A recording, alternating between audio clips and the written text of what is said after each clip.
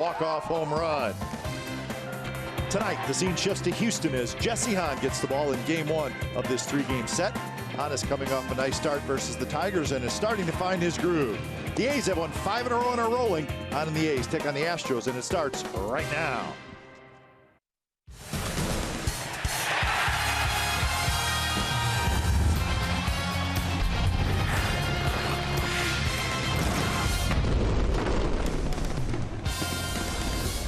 Well, the A's 8-game, 3-city trip starts tonight in Houston. We're at Minute Maid Park, home of the Astros, and Jesse Hahn is going to get the baseball. A's looking for their 6th consecutive win. It is game one of the 3-game series. It's the Oakland A's and the Houston Astros coming up on CSN California.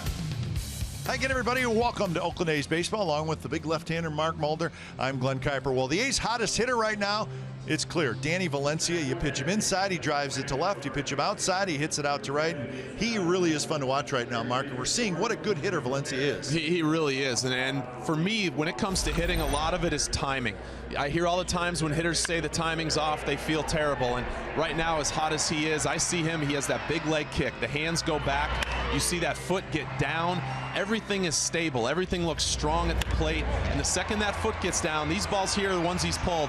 The opposite field home run, the hands stay back, you can drive it the other way, and that's what he's been doing. On the hill, it'll be Jesse Hahn making his 6th start. His last start against the Tigers on Saturday, he pitched well, got some run support, Mark, and he got the win. Well, he threw up some zeros early, and with Hahn, you want to keep the ball down, keep it down in the zone. I know he throws 96, and he can elevate it, but when he changes eye levels with that breaking ball, with that power sinker, and gets the ground balls, and I know he had a few double plays in that last game, that can be big and allow him to go deeper into the game. That's going to be a good pitching matchup. So Hahn and Doug Fister is going to pitch for the Astros, and Fister had a terrific month of May. So that's your pitching matchup for game one of this 3-game series. Up next, we'll head back inside the A's pregame live studios, and then we'll come back to Minute Maid for the ball game. It's the A's and the Astros, so stick around.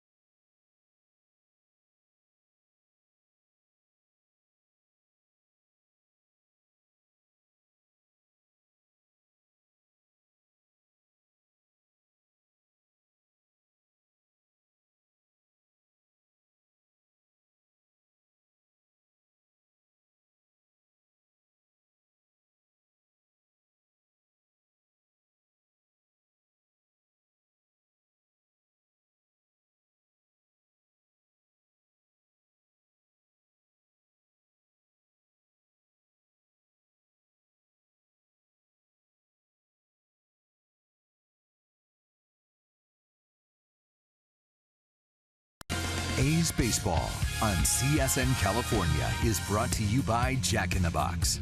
It's back, the Portobello Mushroom Buttery Jack. Taste it before it's gone at Jack in the Box.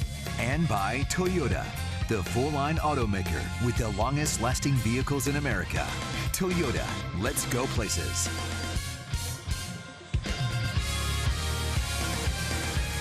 Well, the Marquette, California native Doug Fister is going to pitch tonight for the Houston Astros as he leads his teammates out onto the field for game one of this three-game series tonight here in Houston.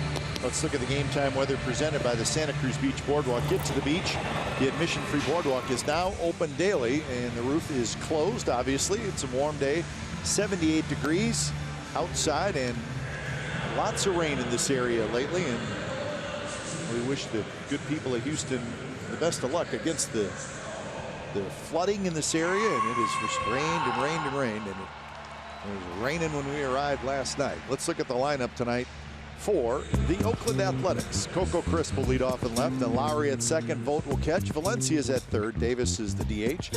Rounded out with Alonso, Simeon, Coghlan, and Burns, your A's lineup. And veteran Doug Fister on the mound has had a much better season maybe than his numbers might show, but he's a quick worker. A lot of fastballs, a lot of sinkers, tries to keep the ball down, moves it in and out. And that's going to be one thing to watch in this game is the tempo, the pace that he tries to maintain, and what the A's hitters might do to try to disrupt that. So Fister has been pitching extremely well as of late, and he kicks and delivers the first pitch of the ball game, and it's just a touch outside. So 7:10 local time. First pitch thrown. Minute Maid Park right here in downtown Houston. Umpires tonight. And Mike Winters is the crew chief, and he is also calling balls and strikes. Mark Wegner at first, Ryan Blackney at second, and Marty Foster is at third. Valbuena, the third baseman, is in on the grass for Crisp. Missed a little bit outside, and it's 2-1. And what you'll see from Fister, he's going to try and run a lot of balls off the edge of the plate, try and get swings, and then he'll run that sinker back inside. And 2-2, right? 81 miles an hour. There's the changeup that you'll see. He's also got a big overhand breaking ball.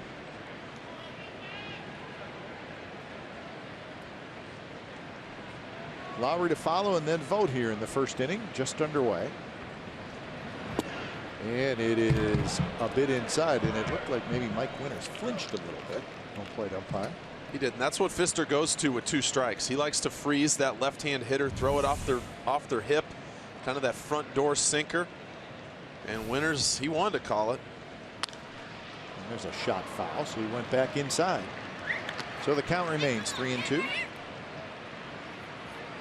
Fister won't overpower anybody. 86, 88 with the fastball. There's just a lot of late movement, a lot of downward action.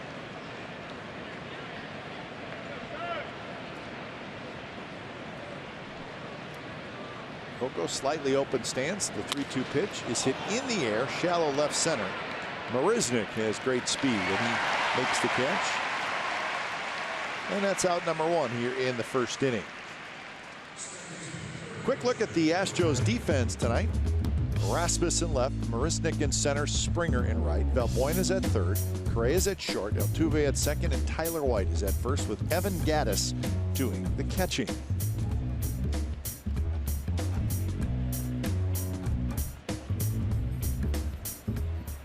So here's Lowry.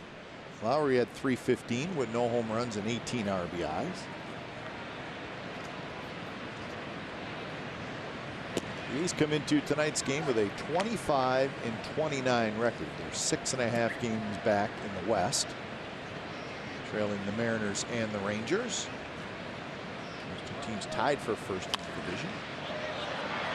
These are 12-13 on the road, 13-16 at home. So they have played 54 games, and that is the 1/3 number of the season. So third of the way through, and they're playing well right now, winning 5 straight games. So But an 8-game road trip starts here in Houston, then 2 in Milwaukee, 3 in St. Louis. So they will try to continue playing well.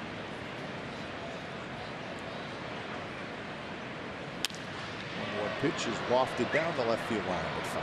Well, it's really been a season of streaks. You know, a lot of 3, 4, 5-game losing streaks. Same thing with winning streaks. And just need a few more of those winning streaks. And with this road trip being game 1 of a long road trip against maybe some subpar teams maybe coming up, you got to take advantage of these. That one's hit high and deep to right field. Springer and Marisnik going together near the wall, and it's going to be Springer who makes the catch. Very close to Tal's Hill out there in deep right center field. Springer can really go get him, and he ran a long ways for that one. He did. This right center towards the door of their bullpen is a very deep area of this park, and you can see him get a very good jump, and he's going to catch this all the way out at that Geico side, and he kind of made it look easy. He closed ground real quick, and just watching from up here, I didn't think he was going to make that all that easy. Well, he was lucky he was shaded a little bit toward right center. Yep. So a very nice running play by Springer, and with 2 outs, Vogt will hit. First pitch strike to Stephen Vogt. Vogt is sitting at 268 with 4 home runs and 14 RBIs. He's got 10 doubles on the year. There's that sinker from Pfister, 89 miles an hour. Something to pay attention to is Gaddis also, watching how he receives those balls down in the zone, how many calls you maybe try to get. When that ball's moving, you want to, the way the catcher receives that baseball, you bring it into your body. Sometimes certain catchers are better than others at catching those low pitches and getting those calls.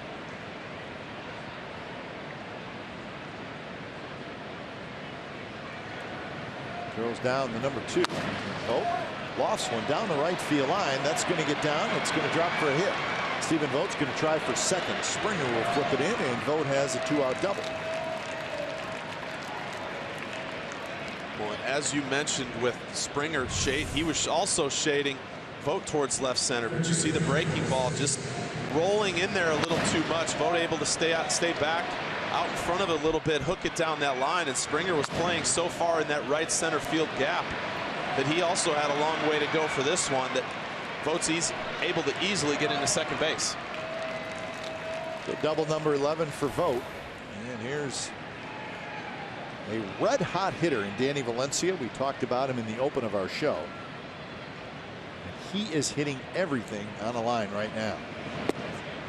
Valencia has 12 hits in his last 18 at bats. Stephen Vogt also sitting on a 9-game hitting streak now.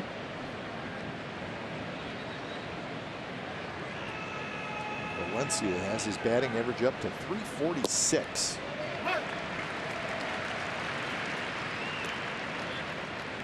Right now, there's not really a spot to pitch Valencia, because we've seen him go deep to right center field if the pitch is out away from him, and he'll turn on it if you try to come inside.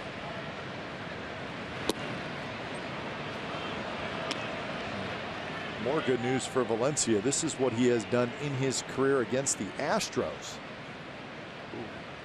At Minute Maid alone, .432 with 4 home runs in 11 games. Chase that one 2-2.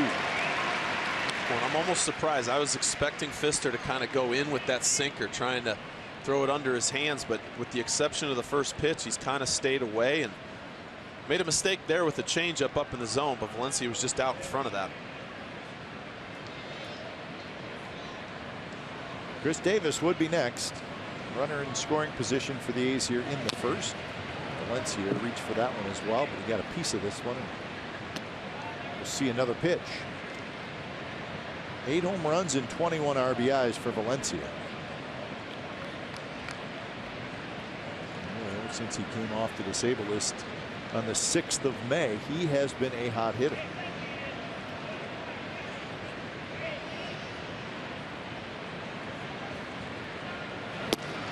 Strike 3 called on the outside corner with a fastball. So that's how the top of the first ends. Vogt is stranded on second base. So it's Jesse Hahn's turn to get to work. No score after half an inning.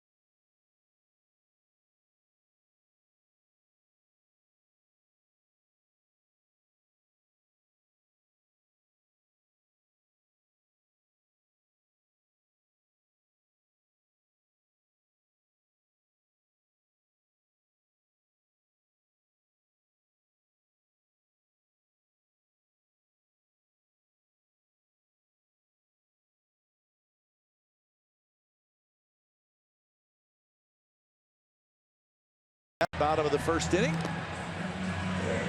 Check out the lineup. Top two guys are hot. Be careful. Springer and Altuve. And then Correa, Rasmus, Gaddis, Balbuena, White, Kemp, Tony Kemp, and Jake Marisnick.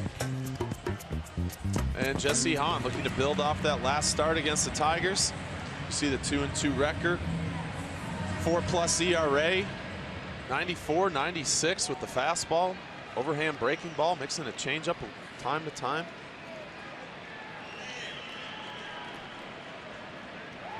So looking for his third win as he faces George Springer. Springer at .290 with 13 home runs and 34 runs batted in. First pitch was a strike. That was the same pitch that Danny Valencia was called out on to end the top of the first. Pitcher strike on the outside corner. And a quick 0-2 to Springer.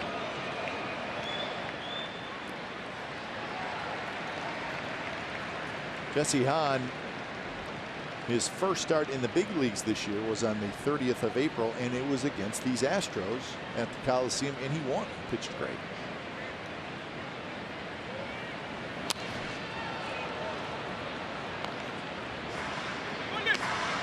Pitched against him last year one time, and he lost. So he's 1-1 in his career against the Stros.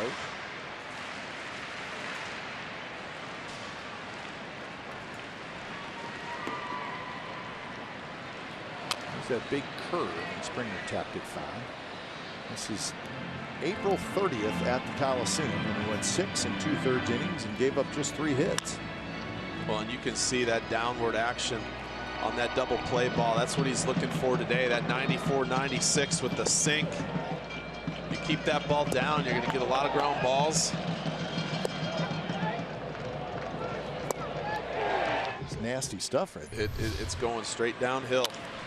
There's a shot right center and a base hit. Springer stays hot. He's got a 7-game hitting streak. And the Astros have their leadoff man aboard. A's defense tonight. Crispin left, Burns in center, Coghlan in right. Valencia, Simeon, Lowry, and Alonso third to first, and Stephen Vogt is your catcher.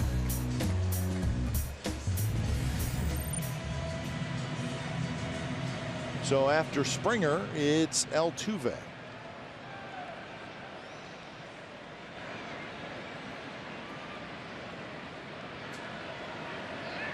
10 or 11 days ago, A.J. Hinch was kicking around some ideas, and he called Altuve and Springer into his office and said, hey, I'm going to flip-flop you guys. I'm going to move Springer into the leadoff spot and move Altuve to the 2 spot. And since then, the Astros have won 8 out of 10, and both guys have been hot. Both guys were fine with that. Not a real big deal. But if Springer and Altuve are rolling, then the Astros are a tough team to slow down. Yeah, and I think more than anything, it was a way of trying to get Springer going. Altuve, basically, you could put him anywhere. Yeah, that's right. He's going to hit no matter where in the order he's hitting. And I don't think he really cares where he's hitting. I mean, obviously he's going to be hitting first or second, or if you absolutely needed to, you could put Altuve third. Yep, without a doubt. And he would knock in a bunch of runs for him.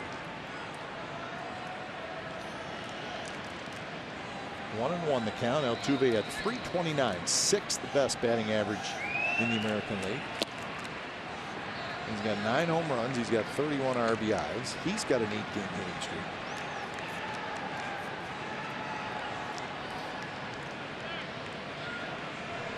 He is second in the league in hits. He's fourth in the league in runs scored. He's third in doubles, and he's first in steals. So another great season for Altuve. He is a terrific player. Well, what makes him tough is he's a bad ball hitter too. It's not like you can't just try to pitch around him and get him to chase. He's got a good eye. He's generally very aggressive early in the count, wants to swing the bat, but you know, pitches that are tough pitches, especially once he gets 2 strikes, that's what makes him even tougher out, is because he's a good bad ball hitter. Big hole on the right side. Carlos Correa is in the on-deck circle.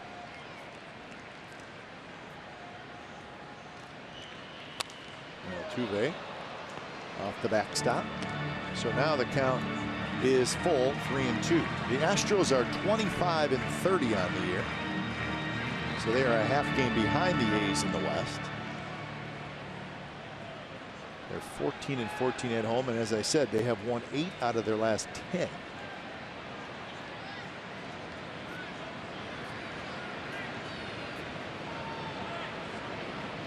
Springer goes.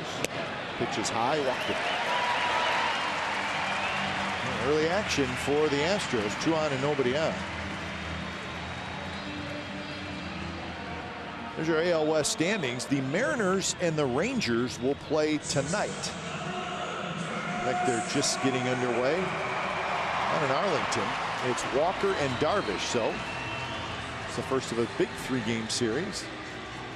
It's the 3rd series of the year between those 2 teams. So we'll keep an eye on that series all weekend. The Mariners at the Rangers.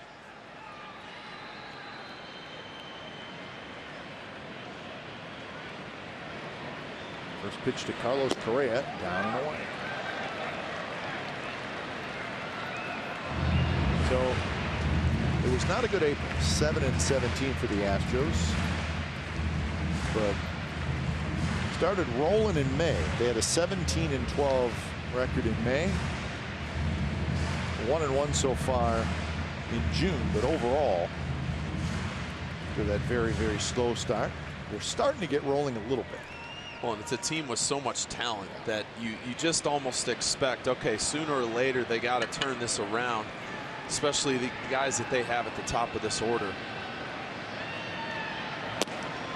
There's a strike outside corner. Carlos Correa at .256 with 8 home runs and 28 runs batted in. He's got 7 hits in his last 16 at bats. You almost feel like you get through these 3 guys and maybe you catch a break. Now that's nothing against Rasmus and Gaddis and the rest of the game.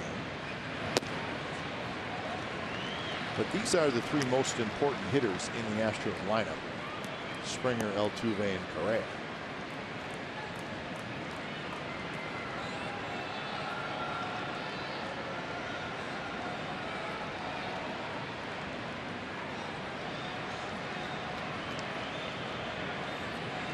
Lots of speed on the bases.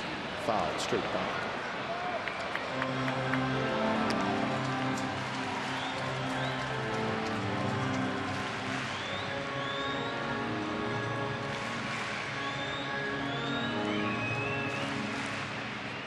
Astros are 8th in the league in runs scored. And they're 5th in the league in home runs.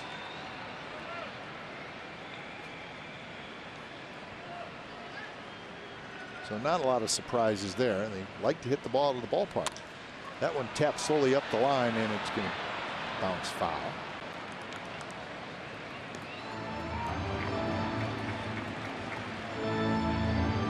Well, this is a spot in this game where Jesse Hahn, you don't want to be afraid of contact here. Contact can be your friend. You keep that sinker down, throw that breaking ball down, get him out in front. Get yourself a ground ball double play right here. Get 2 outs with 1 pitch.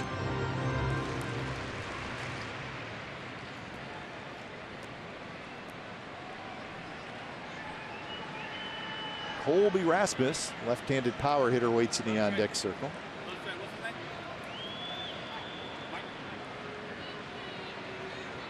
Two pitch curve, got him swinging.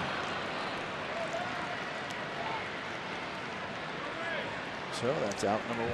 Well, as I said, Hahn went to this breaking ball. This is probably up a little bit more than what he would like, but you can see the sharp break on it. And Correa, I think his eyes lit up at first, seeing that ball up in the zone. He took a big hack, and that curveball dropped right underneath. It was a good pitch. This year, 23% of his pitches are curveballs.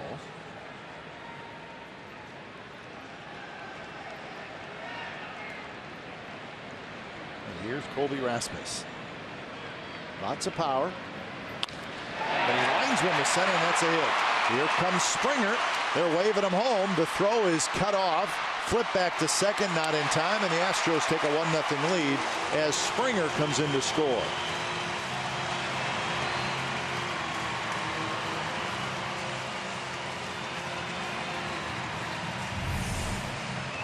Kind of the same breaking ball that you saw to Correa, just up in the zone. And Rasmus, first pitch swinging, drives this to center field. Ball's cut off, and they tried to get Altuve at second. Didn't really think there was a play at home, but a nice flip. I think Altuve got back in time. Now Rasmus gets his 32nd RBI. And now here's Evan Gattis.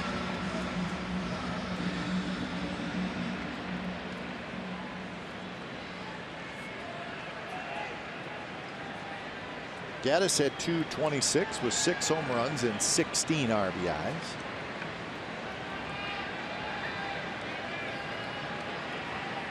His second year with the Astros. And a good pitch there, first strike.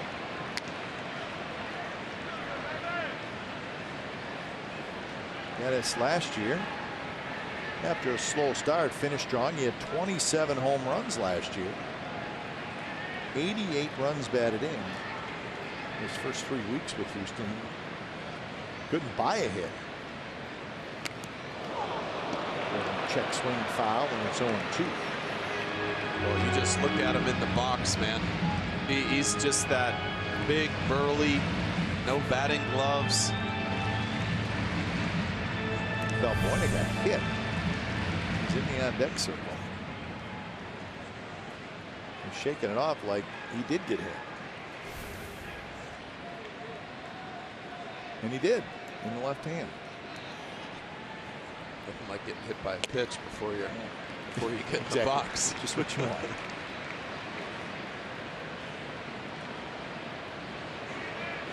It can be a dangerous spot sometimes. When I was with St. Louis, that's when Juan Encarnacion got hit right in the face and on a foul ball. Basically ended his career.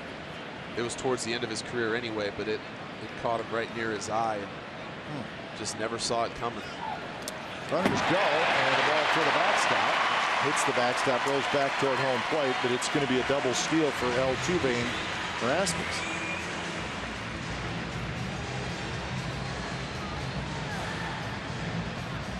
Well, Hahn went back to the breaking ball, just kind of spiked it. Vogt tried to do everything he could do to get in front of that. Oh,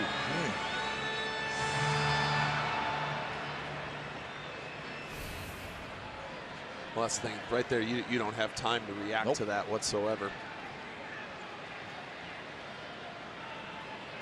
So the Astros, leading the American League in stolen bases, they get 2 on the double steal.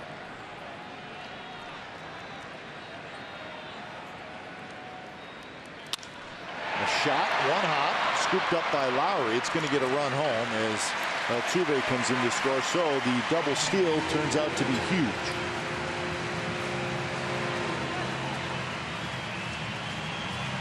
So 2-0 Astros here in the first. Well, and Gaddis did what he needed to do, just put the ball in play. The infield was far enough back. Altuve went on contact. This ball was hit hard. Once Altuve saw that it wasn't going to be caught at second base, you can see him pause just for a second. But with Lowry playing back, there wasn't a play. Here's Valbuena now. Rasmus at third. One other interesting note about the Astros from an offensive standpoint. I told you where they iron runs and they hit home runs and steal bases. They have walked the most and they have struck out the most in the American League. They've sort of cornered the market on leading the league in strikeouts the last 3-4 years.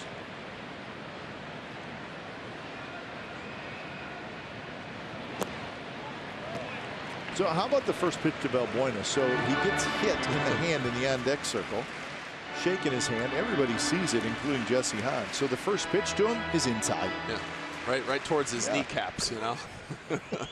Just sending a message, I guess. Oh, man. Cut me a little slack, says Valbuena. Now it's 3-0. Well, you can see Hahn is just struggling with his release point. He hasn't commanded it this first inning, and on the side of a few of them. And there's the walk. A few other pitches you've seen Vogt kind of tap his front shoulder flying open. I think for me with Jesse Hahn, you got to get that downward angle. You got to get that arm up. You know, I know it's easy to say, but for me, I know for me, I always felt like as a pitcher, if I felt like it, you know, the iron mic machines that just kind of spin in a circle, I always felt like if I had that feeling, then my arm was probably up in the right position. You're never going to actually get your arm up that high, but for me, that was always a thought that kind of corrected me. If I had a rough start, I went into that bullpen, and that was always my thought, was straight over the top, pull the ball down. Here's Tyler White. Well, we hear the term arm slot a lot. Yeah. So if you're a pitcher, and do you know and can you feel when you're not in the right arm slot? Yeah. Or does it take a little while for you to realize, hey, for me, it wasn't my arm as much as it was the way the ball was coming out of my hand. And like you see that one from Jesse right there, that his hand is on the side of that baseball. He's not pulling it straight down. It's almost as if, for me, as a sinker ball guy, you never want to create movement with your hand. You don't want to get your hand on the side of the ball to make it move. I always thought the straighter I tried to throw it, and if my hand was behind the baseball and pull it straight down, that's when I got the most movement, because you want the movement going down.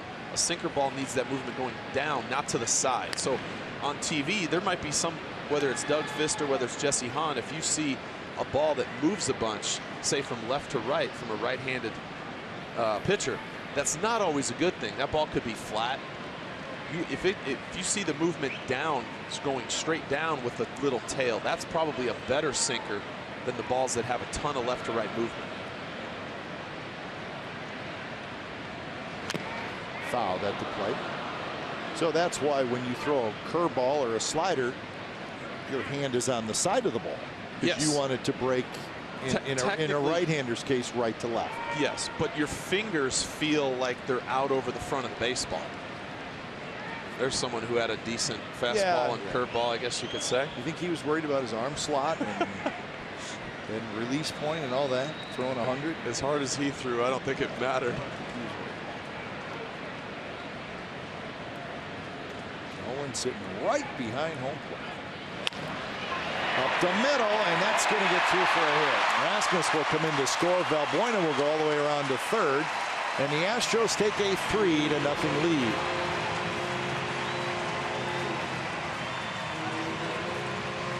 So Tyler White, he did not hit it real hard, but just enough to get it through. No, but you see it up in the zone again, and that's the biggest thing. If anytime a hitter hits the ball hard, most of the time it's because the ball's up.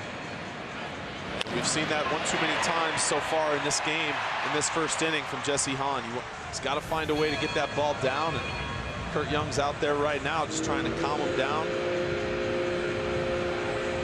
And lots of times the pitching coaches come out, it's not to give you any advice that's going to change your world. It's just to give your mind a break for a second, because things start moving a little quick when you're battling yourself out there trying to throw strikes, make good pitches. Sometimes just by coming out, taking that break, it helps you just adjust and slow it all down.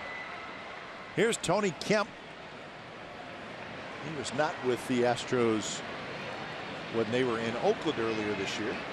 Called up recently from the minor leagues. And Kemp drives from the right. Coughlin's back, still going back, and Coughlin has it bounce off his glove. It rolls along the top of the wall. 2 runs are going to score, and Kemp's going to stop at third. 5-0 Astros.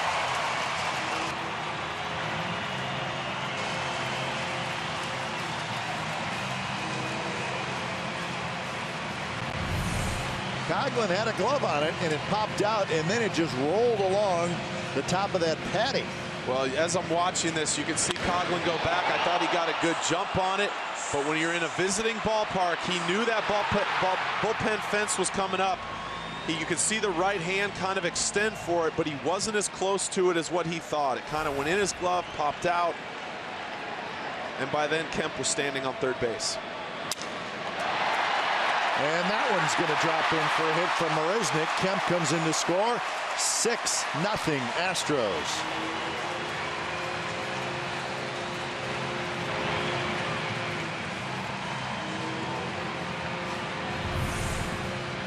Well, another fastball in. This is a decent pitch, and it breaks the bat of Marisnick. But Marisnick's changed his stance a little bit. He's gotten rid of the leg kick.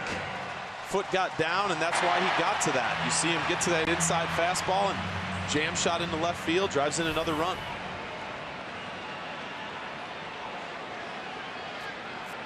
So now Springer will hit.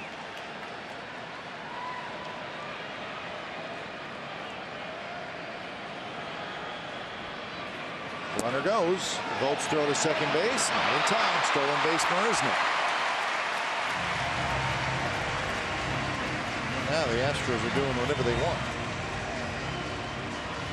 This is what I stolen bases in this first inning. Yeah, this is what I'm talking about, where things just start to go a little too quick. Hahn just kind of gets the sign, comes set. These are the moments where, as a starting pitcher, things are happening real quick, and you're trying to slow it down. But right there, the last thing he's thinking about is a guy on first base stealing a bag, and he's focusing on making a good pitch. And Marisnick got a great jump and stole it easily.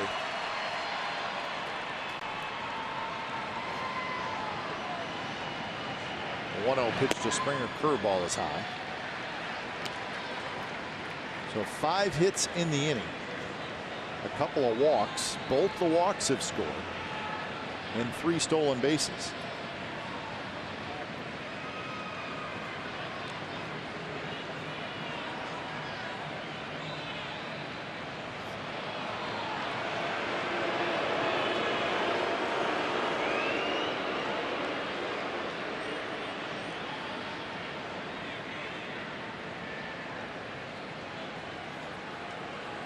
Springer's base hit earlier this inning, and line drive to right field. Big swing there. Hits it into the seats. Although I say big swing. Springer has big swing pretty much every hack he takes. Yeah, there really are no, I don't know, I guess you could say hitterish counts anymore. You kind of see whether a guy has no strikes or 2 strikes. They're swinging for the fences now, and that leads to what you said about the leading in strikeouts and walks.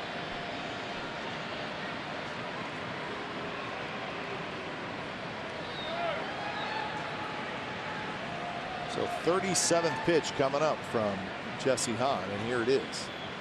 Swing and a miss on a high fastball. 94 miles an hour. Not what you want to see in the bottom of the first inning. Action in the bullpen. Andrew Triggs is throwing.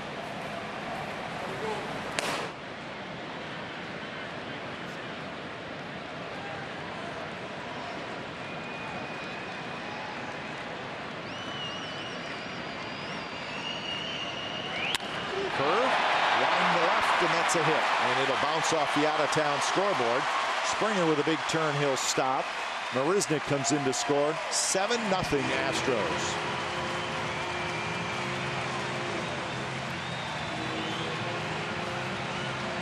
Well, the theme of the pitch. Yeah, the theme of this first inning so far is the ball's up in the zone, and that's I believe the third curveball that's kind of been hung.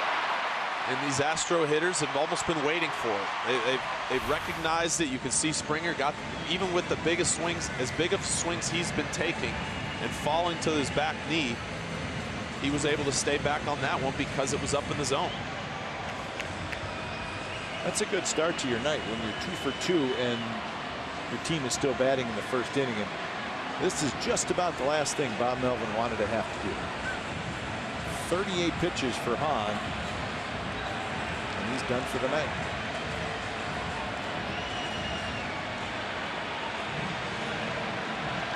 So 7 runs, 6 hits allowed, and Jesse Hahn try to figure out what the heck just happened. When it's time for change, think Speedy Oil Change and Auto Service. It's your oil change, tune-up, and repair experts.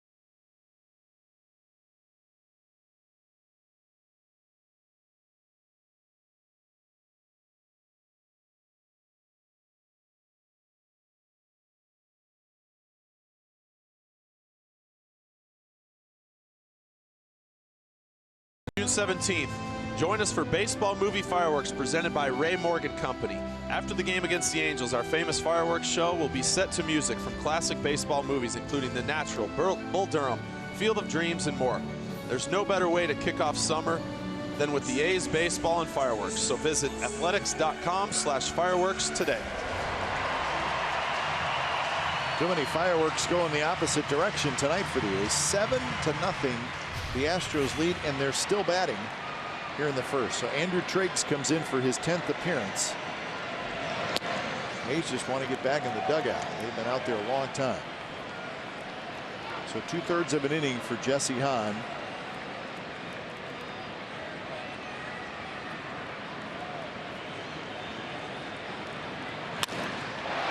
That's a base hit left field. Make that left center field. So Burns gets it in quickly. So another hit for Altuve. 73rd hit of the year. So here's the problem, Mark, outside of the fact that you're down 7-0 in the first inning and you have to go to your bullpen. Rich Hill, who is scheduled to pitch tomorrow, is not going to pitch. Still feeling that groin injury just a little bit. Yep. So he's not going to pitch tomorrow. It's possible he could slide back to Sunday. Yep. Of course, the A's have an off day on Monday. So when Rich Hill pitches again, we're not sure. It's going to be soon.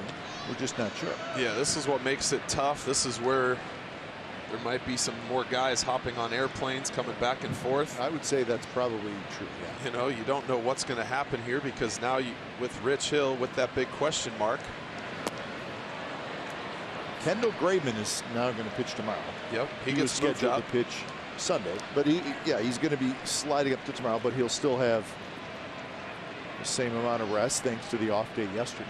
And I know there's Monday and then Thursday. Monday and Thursday. So you have off days, but that doesn't really help when today's going to be 8 1/3 by bullpen. You know. So Sunday starter is TBA. So Jesse Hahn gets knocked around in the first, and the Astros score 7 times.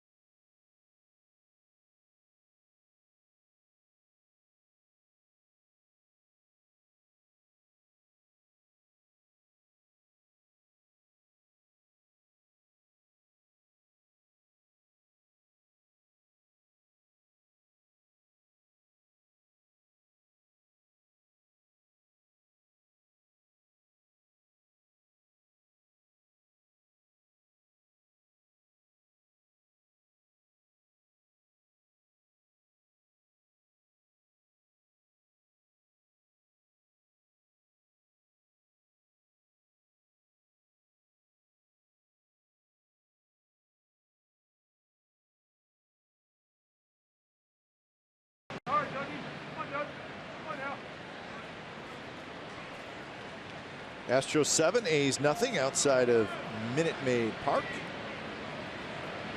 Cloudy skies, as we mentioned in our open.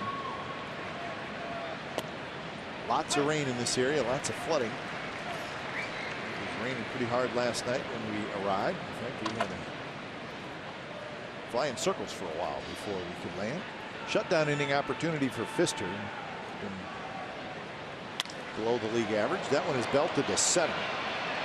Tal's Hill, and Risnick makes a terrific running catch. That ball was smoked by Chris Davis.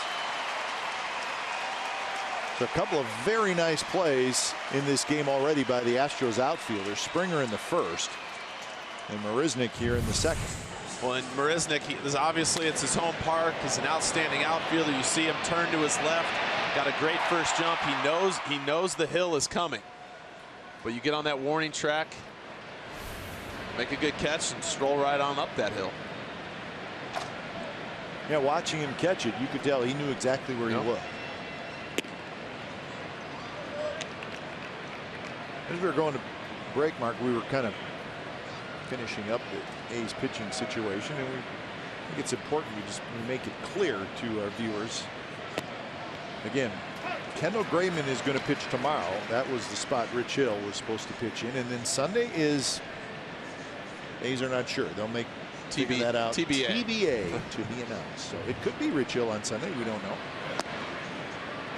It's just many times when it comes to a groin like that, yeah, you got to be very careful with that, because you want him for the rest of the season. You don't. If he needs to miss a little time now, you need to be cautious now and not, let it get worse, and then all of a sudden you're on the DL or for 6 to 8 weeks or something more extreme. Especially with an off day on Monday and Thursday. But he may. We'll see. He's able to go possibly Sunday. That one is belted to the gap in right center, and it's going to roll all the way to the bottom of the hill. So Yonder Alonso with a booming double to right center.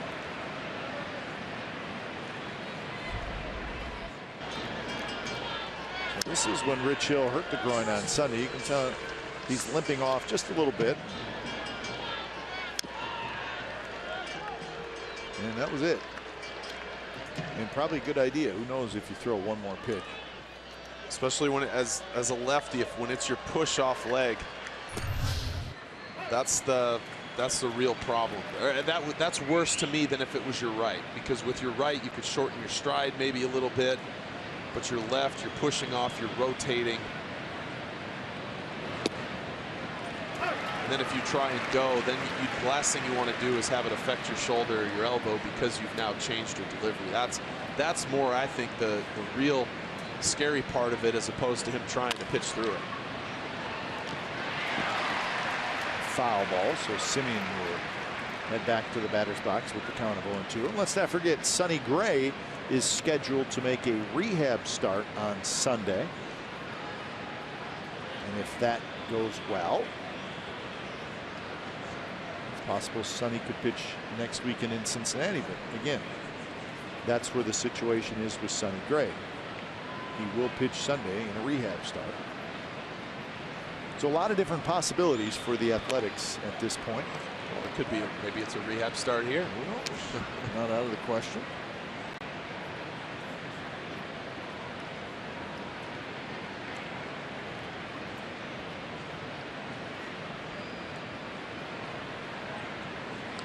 Coughlin to follow.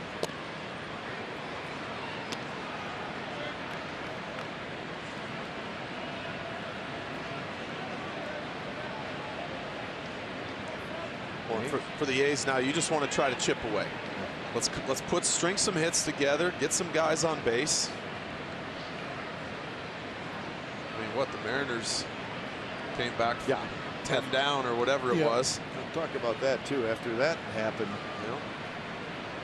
makes you think you're fine. Just keep playing.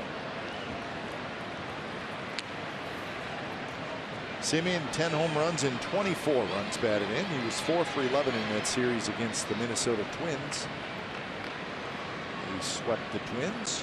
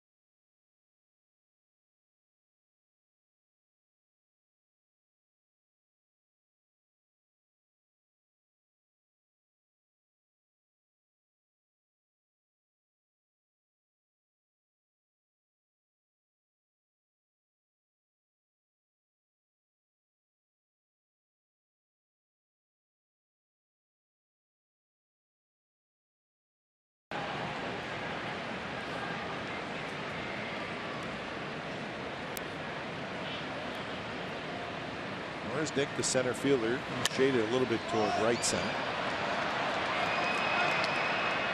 I think generally in this ballpark, the left fielder is going to play toward left center more. 8 foul balls by Marcus Semien in this 12-pitch at bat. This is frustrating as a pitcher. You just want him to put it in play. Because you can see Fister's making some really good pitches. I mean, that's why they're fouled off, is because these are on the black. They're running out of the strike zone. Simeon's doing a great job of staying alive. Sometimes that sinker right down the middle of the plate works best, because that's not what he's expecting right here.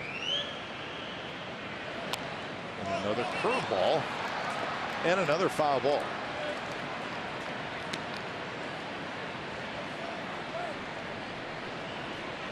Well, he's shown him everything he's got, that's for sure.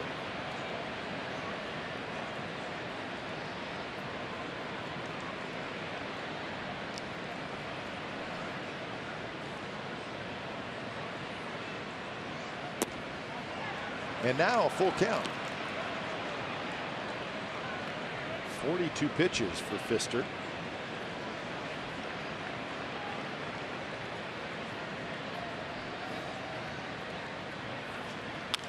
And another foul. Well, right now, Fister, Semien almost seems like he's trying to fight stuff off. There's such Altuve's on the shortstop side of second base. There's a big hole at second base. You know, a fastball away right here. Maybe Fister tries to sink one back. You drive that right through there. Of course, timeout called. Fister not happy. But that was Gaddis calling timeout. He threw his arms up. Gaddis throws his arms up at the last second. You can see right there, Fister's ready to go. Semien was just waiting. It's a little unusual. You don't see that very often. That one running in under the hands of Semien. He somehow was able to foul it off. That was a tough pitch.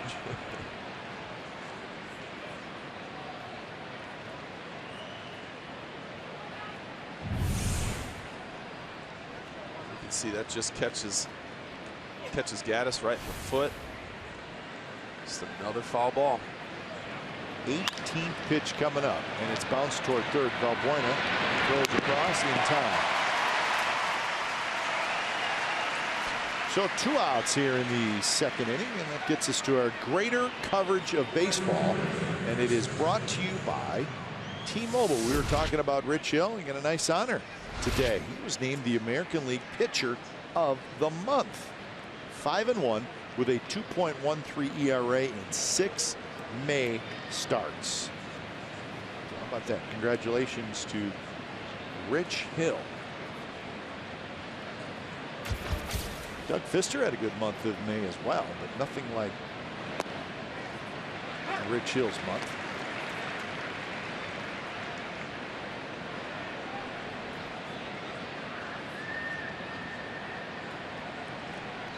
A's need a 2-out hit. Try to get on the board.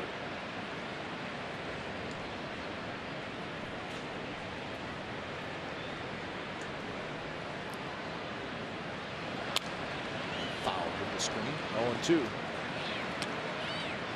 So the breakdown for Fister in this season so far: 1-3, very high ERA in April, and then there's the good May. In fact, he has not lost since the 25th of April. That's 6 starts ago.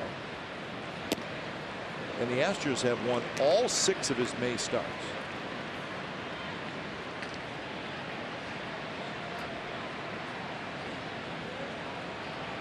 Signing Fister to a 1-year free agent contract in the offseason.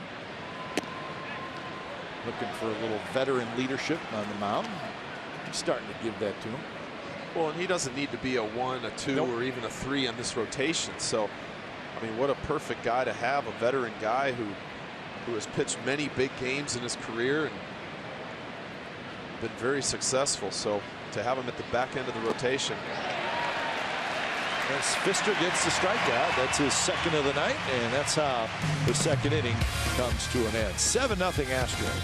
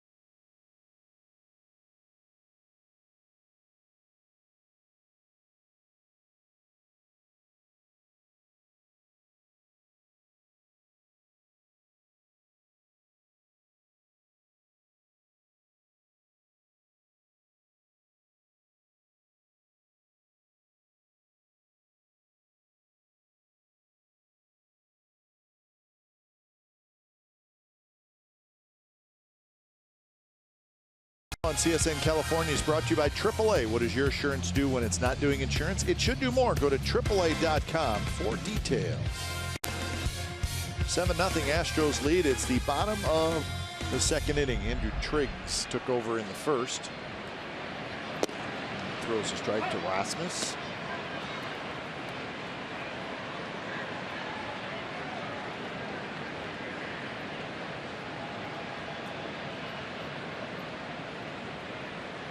Rasmus had an RBI single in the first. He knocked in the first run of the game.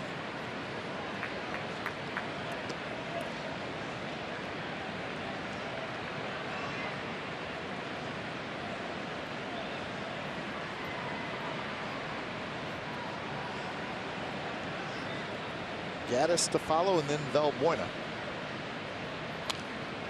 Swing by Rasmus. Rasmus got one of those qualifying offers in the offseason. He was a free agent with the Astros, and Astros decided to make him that offer, and he accepted it. Which not many guys have. No. This year was the first year that anybody has accepted it. Now, it's a nice contract. It's over $15 million for 1 year. So there's nothing wrong with accepting it. But what it does is, if you make that offer as a team and then Rasmus signs elsewhere as a free agent, because you made him the qualifying offer, you then get draft picks back because he signed with another team. If you're the team and you say we are not going to make the qualifying offer, and Rasmus signs with a different team, well, then you do not get any draft pick compensation. So I know Matt Wieters did it. He took it. Brett Anderson, the left-handed pitcher from the Dodgers, he accepted the qualifying offer. But really, a one-year deal for almost $16 million is what it amounts to, and that's not too shabby. And I think for some guys, it's, well, you should take it, because if you're not coming off a big season where you'd maybe go to, be getting a long-term type big deal, then what a better way to improve your free agency than to take that offer and go have another good season. And the team has to make the decision: do we make that offer because the guy may take it? So you almost have to be sort of prepared for the guy to take it. And I think in the Astros case, they were fine with that.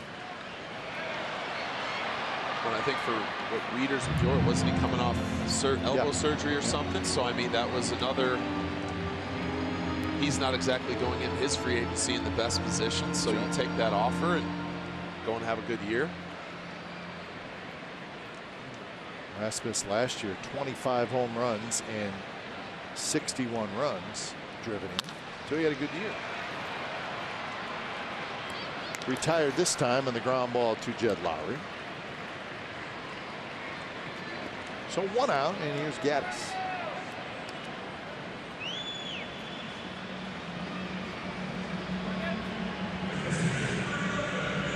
Gaddis had an RBI ground out in that 7-run first inning.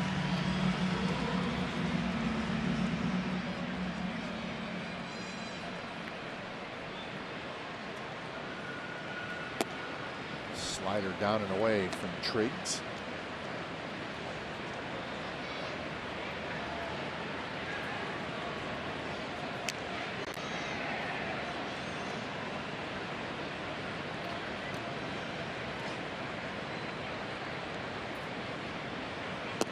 Who do you think wins an arm wrestling match between Evan Gaddis and Madison Bumgarner?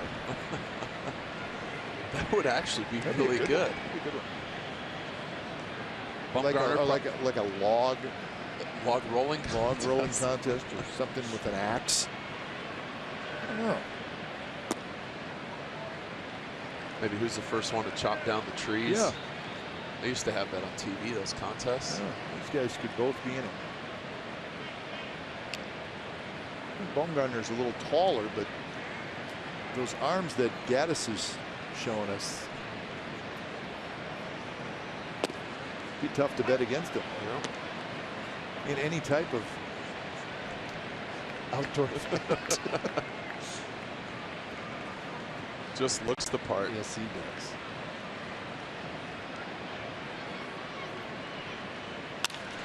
And that's a base hit. Hit that ball very hard.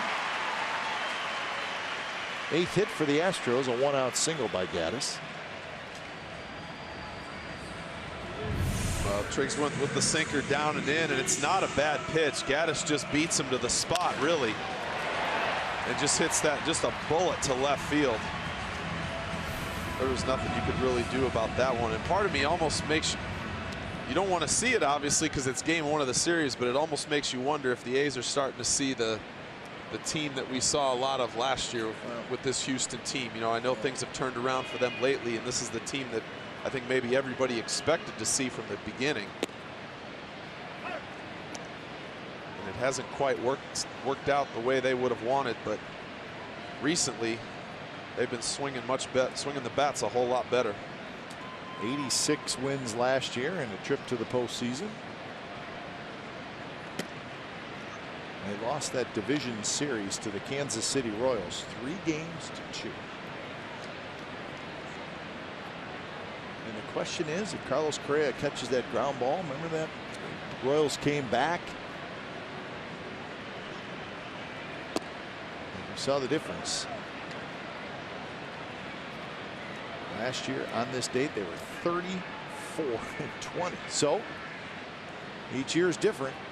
Some are more different, a lot more different, but plenty of time for the Astros. That's the thing. When you have a young, talented team like that, you know, the talent's it'll shine sooner or later. You would just like to see it sooner than later. Well, last year they led the American League in team ERA. This year they're 10th, so that's been a little bit of an issue. Well, it's been more than a little bit. Starting pitching just has not been nearly as good. Well, the Cy Young winner hasn't even come close to doing this season what he did last year, and that's a big part of it. I think lots of times you see it also maybe with the A's, with Sonny being hurt, not having the season he wanted to begin with. When your ace doesn't quite do what you're hoping they do, it's a trickle down effect with the rotation. It happens a lot. It's tough to be good as good as you can be if your ace is not as good as he is. And I know that's a lot of pressure, but I think a lot of those aces, they want that. Yeah. They want it. That's why they are that guy, and that's why they are that good, because they can handle that. And here's Tyler White, 2 on and 1 out here in the 2nd inning.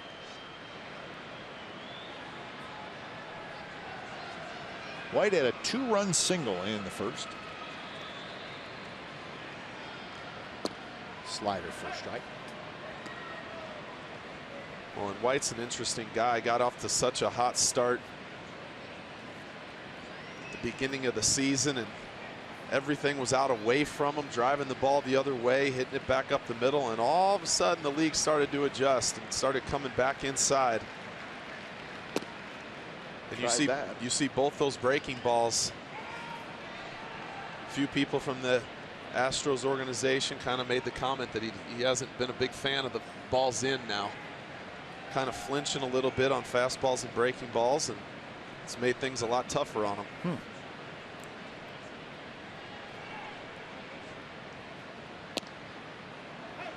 Be tough to not like the ball in as a right-handed hitter here with those Crawford boxes still. Yeah.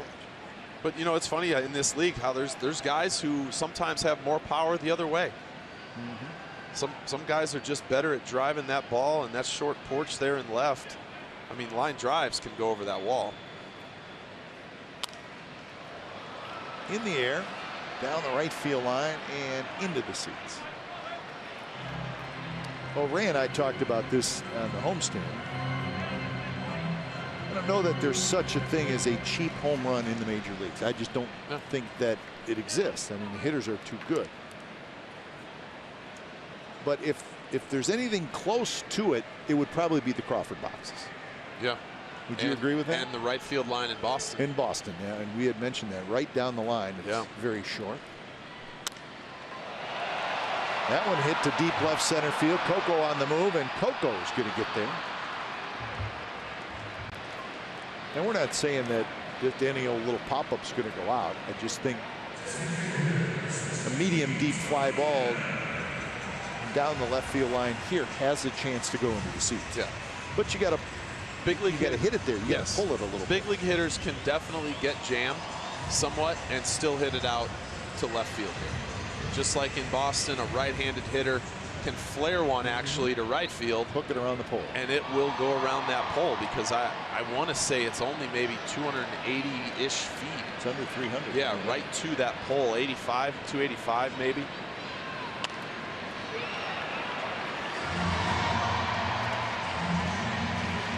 Yeah, that left field wall out there is 19 feet high. And the wall goes up to 25 feet high. The yellow line up above the bullpen out there, the A's bullpen. This one looped down the left field line. Coco toward the seats, and it's foul. I still remember one game in Boston. Randy Velarde, so this was early 2000s. Randy Velarde popped one up to left field at the Green Monster, and he hit it so high, the trajectory, it ended up going out. Guy caught it, went over the wall. I don't think the seats were there, so it went over the wall at the time, and he comes back in the dugout laughing, just saying, "I popped it up. I popped it up." There you go. 0-2 the count to Tony Kemp, who had a triple, knocked in a run in the first. Swing and a miss. He struck him out. Side retired. So the Astros do not score in the second. They strand a pair. Third inning coming up. 7-0 Houston.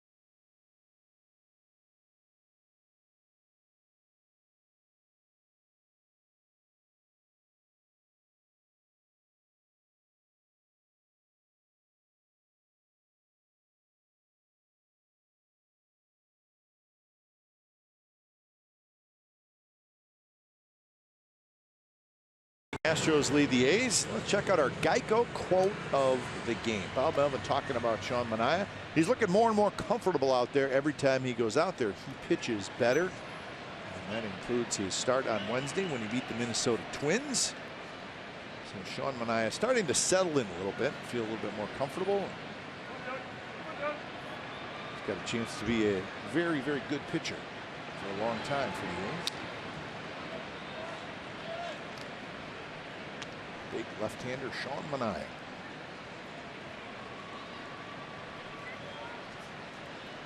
So for the A's, it's Burns, Crisp, and Lowry here, top of the third against Doug Fister. Fister had a 29-pitch second inning. Valbuena hustling over, and it'll be back into the seats. So 0-2 to Burns, hitting .261 with 6 RBIs.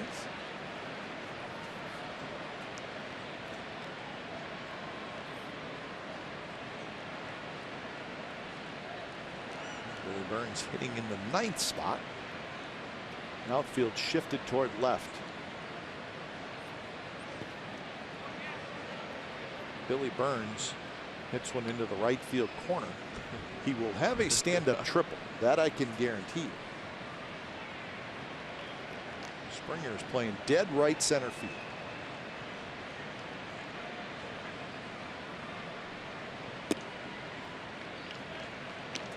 2-2 now. The Burns. Pfister with a couple of strikeouts. He's allowed a couple of hits in the first 2 innings. Chop slowly toward Altuve. Altuve, quick throw to first. Burns is retired. So here's our forward right choice, talking about that Sean Manaea start on Wednesday. Got a second win.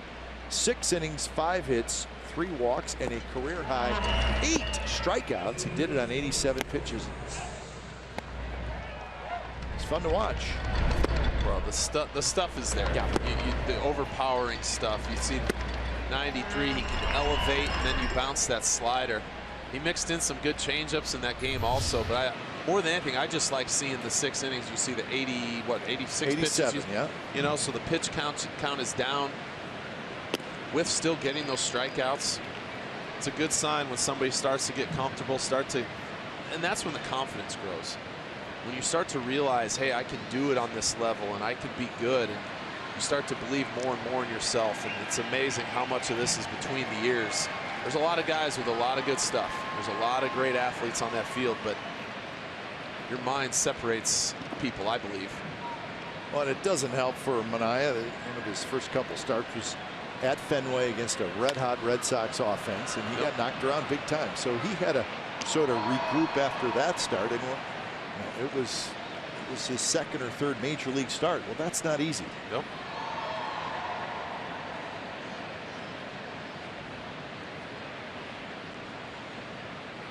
One and one to Coco Chris. Inside corner, that's called a strike. I just always thought once a pitcher starts to understand what they can do and what they can't do, that's when you can kind of take it to the next level. When you quit trying to do things that maybe you're not good at, maybe the pitches you can't quite make, and you stick with what you can. Big overhand curve, and that is strikeout number 3. Well, we talked about the sinkers from Doug Pfister. Here's the big breaking ball, and you see that starts about letter high, and then it dives down and in, and Coco out in front just swings right over the top of it. And as many sinkers as he throws inside off that front hip, you got to protect in, and you see that out of the hand, and it goes the opposite direction. So 2 outs for Lowry. Big shift on for Lowry. He's going to try to beat that shift, and he will. Nicely done, Jed Lowry. As you do not have to make a perfect bunt. In fact, you could probably make a below average bunt as long as it's away from the pitcher, and it's going to be a hit. And it amazes me that more and more guys don't do this. Yeah, I know there's some guys who do, but like you said, it doesn't even take a good bunt. All you got to do is just get it to where Doug Pfister can't field it, and it's a base hit. You don't even have to be someone who can run. That's right. No, just get it on the grass, over that way. let it roll, and that's it. Astros shift more than any other team in baseball. Not just the American League, but in baseball. And they got another one going right now for Stephen Vogt. Vogt doubled in the first.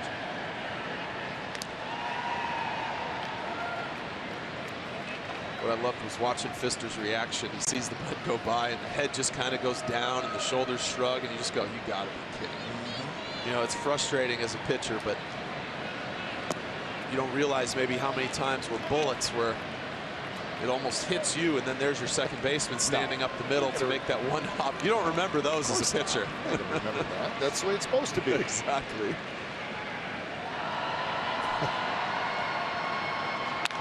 Vogt to right.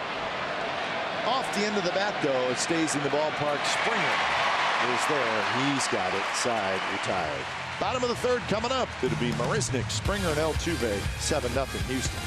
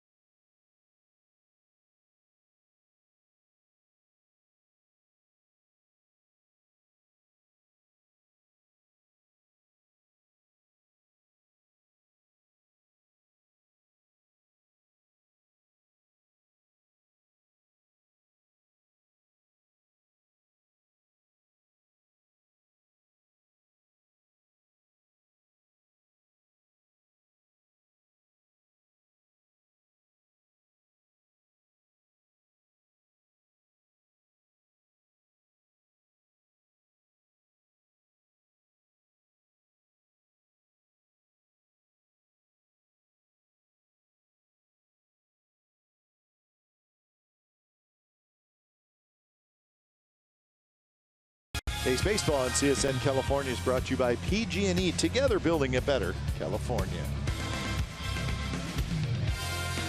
7-0 Astros lead bottom of the third. They scored 7 in the first. Jesse Hahn did not get out of the first. Andrew Triggs came in, final out, pitched the second, and now out there for the third, and he needs to stay out there for a while. He's got 33 pitches right now.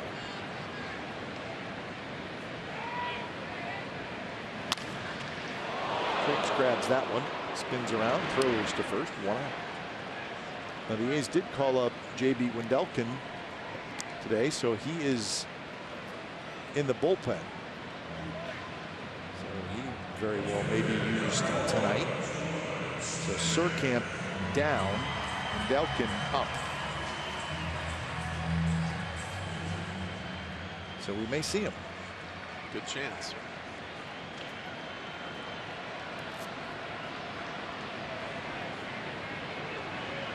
Springer's had a good night. Springer singled and scored in the first, singled in a run in the first. So he's 2 for 2. Now has a 7-game hitting streak, 15 hits and 31 at-bats during that streak. Simeon across, dug out by Alonso, 2 out. A's fans, make your 2016 Esurance MLB All-Star Game ballot green and gold at athletics.com on your computer, tablet, or smartphone. Select A's like Danny Valencia, Chris Davis, and Josh Reddick. Vote up to 35 times. Vote today, vote tomorrow. Vote at athletics.com/vote.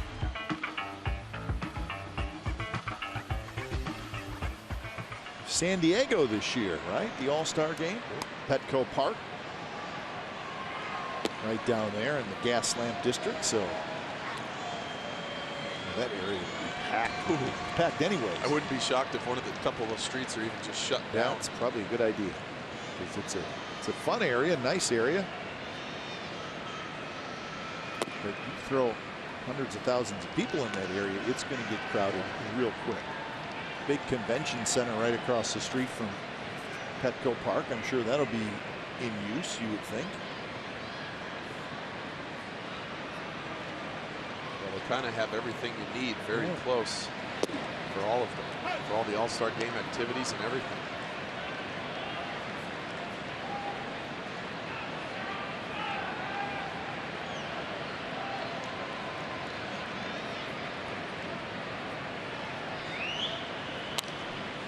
Hanger, and it's fouled just down to our right. 2-2 to count. Get a few fish tacos down there in San Diego. Absolutely. I was just there a couple of weeks ago. Very early. Yeah. Not a bad place. So 3-2 to Jose Altuve, who walked and scored in the first and singled in the first.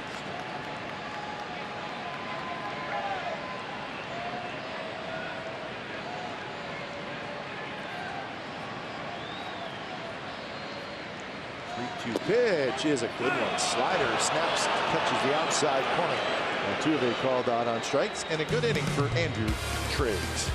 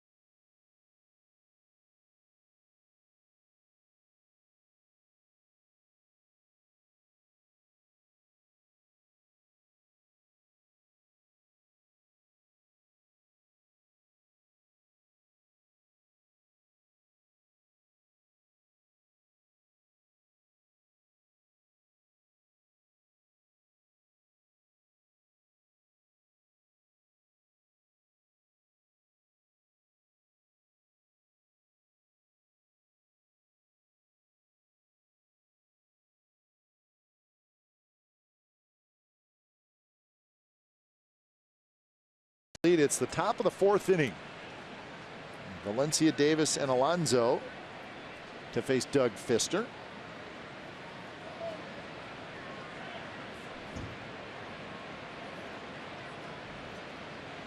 Oh, Valencia gets hit. It's like maybe the right hand or forearm.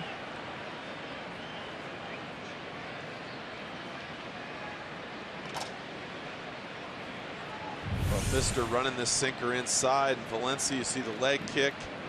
Tries to pull his arm in. Can't tell if it got him on that. Looks like right wrist, maybe.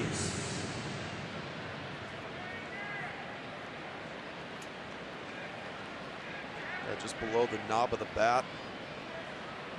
Kind of glances down off Gaddis's foot. Maybe it, you almost hope it's just a glancing blow.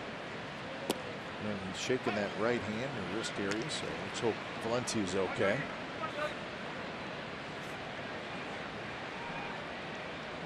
So Chris Davis steps in. Davis hit a long drive to center field that Marisnik made a terrific catch right on the warning track, way out in center field.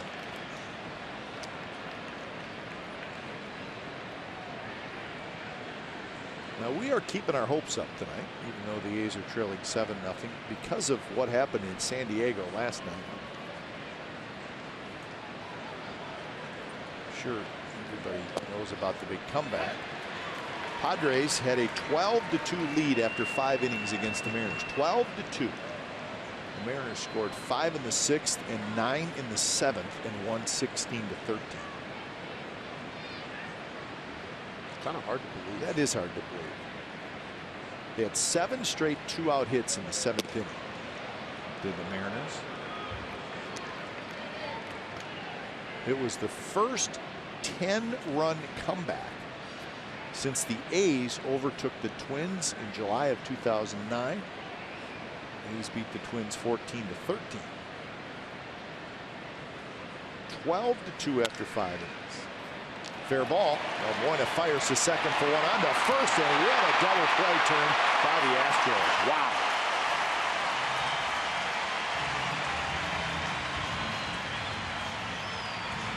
No hesitation anywhere, and they turned it dandy. No, Fister fastball in, and you can see Chris Davis, because it was in and the swing he had to take, was not able to get out of the box very quick, which enabled the Houston Astros, and you see Altuve just how quickly he turned that. Bang bang at first base, but what a nice turn by their defense.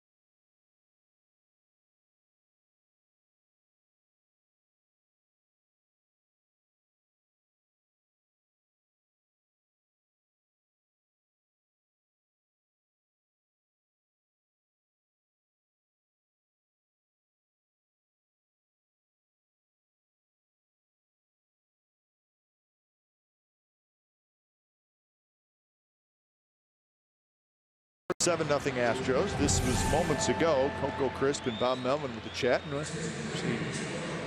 it looked like there was some negotiating going on. And we're not sure if there was anything wrong with Coco or if Bob just said, hey, let's get you out and give you a little bit of rest tonight with the team trailing 7-0. And so Jake Smolinski is now out in left field. So we don't know what was said in the conversation, but we do know that Coco is out and Smolinski is in. And it's the bottom of the 4th inning. So Triggs throws the first pitch a little bit low. Yeah, I'm not really sure what to make of it, unless there's some sort of a matchup or something for later in the game, but it's 7-0. I mean, other than giving them the rest of the game off, I'm not sure what that was. That one was belted to center, and it's hit a ton. Burns going back toward Tal's Hill, and it is off the hill. It settles up on top of the hill, and Correa's going to round second, and he's going to ease into third with a booming triple to dead center field.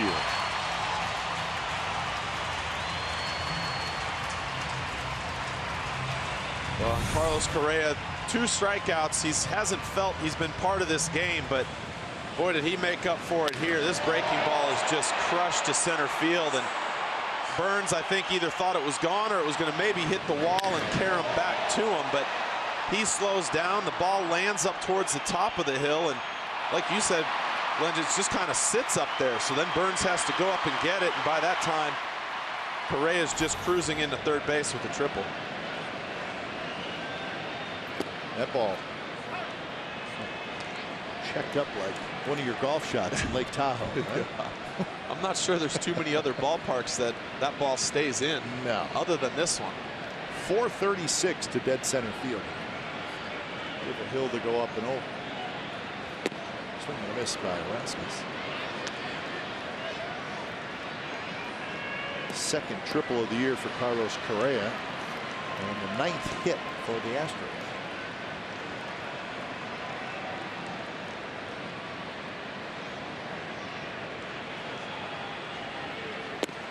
Another swing and a miss, and Rasmus on 3 pitches sits down. 4th strikeout for Triggs. Well, and it almost seemed like Rasmus was looking for a breaking ball that hole at bat. And those last 2, those were just fastballs blown right by him, and you could tell how late he was on those.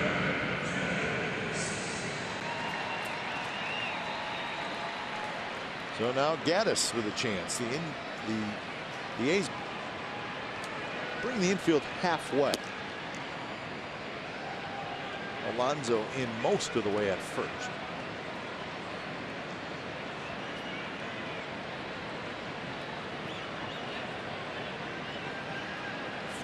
Pitches for Triggs, and Bob Melvin's going to get as many pitches out of him as he can tonight.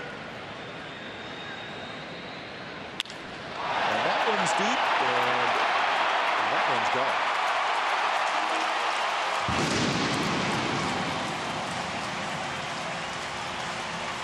So Gaddis with a long home run, his 7th of the year, and it's 9-0 Astros.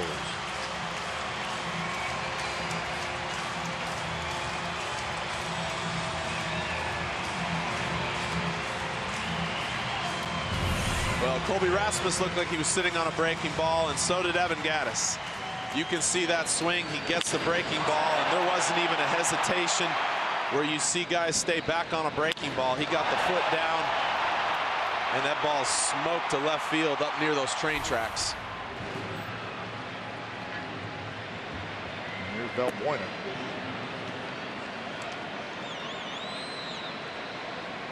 Smolinski just turned around and watched it go.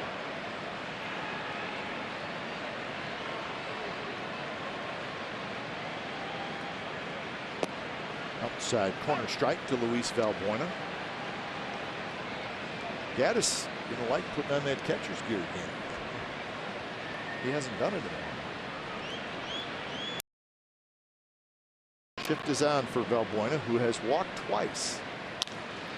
He hits it hard, but right to the vacuum cleaner over there under Alonso. So 2 away, and that'll bring up Tyler White. So we didn't quite finish the story on that comeback, because we know what happened last night, but with that largest deficit in Major League history, and the fact that it happened against the Mariners, and then they finally evened things out last night. But 12-run deficit in that game back in 2001. The Mariners had a 12-0 lead after 3 innings and a 14-2 lead after 6. And the Indians scored 3 in the 7th, 4 in the 8th, 5 in the 9th to tie, and 1 in the 11th to win 15-14. You remember that game? Yeah. I remember it was the nationally televised game, I think, on Sunday night. Yes, that's exactly what it was, and that's why I remember watching it. And then it got me to think, well, the game where you guys won the 20th consecutive game, that was 11-2, right? A's were leading 11-2. It was right. Either way, it was something. Yeah, it was like 10-1 or with Hudson on the mound. It wasn't double-digit lead, but I think it got to a 9-run. Yeah, with Huddy on the mound, where you think, okay, that would never happen. That's pretty much money in the bank. Hatteberg to the rescue. 2-2 the count to Tyler White. I kind of remember being in the dugout for that, going, wait a minute, really? This is how we're going to end this streak? Yeah. Up 10 to whatever, 10-1, 11-2, whatever it was.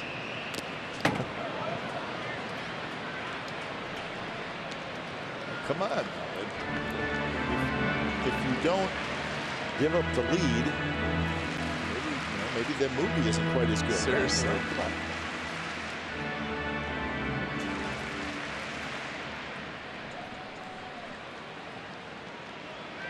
White with a 2-run single and a fly ball to left field. Triggs hard slider. So full count.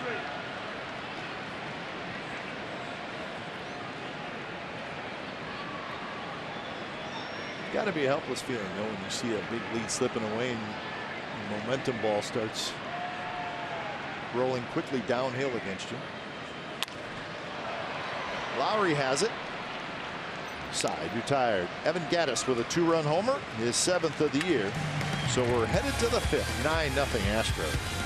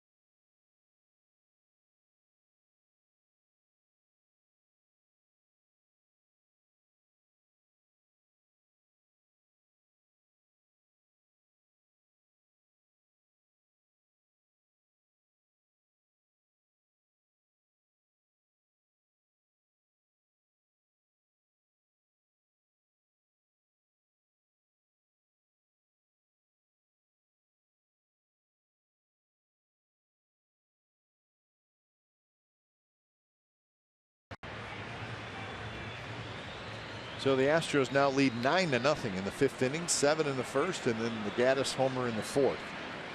So plenty of run support tonight for Doug Fister. Fister has been good so far, just 3 hits allowed to the A's with 3 strikeouts.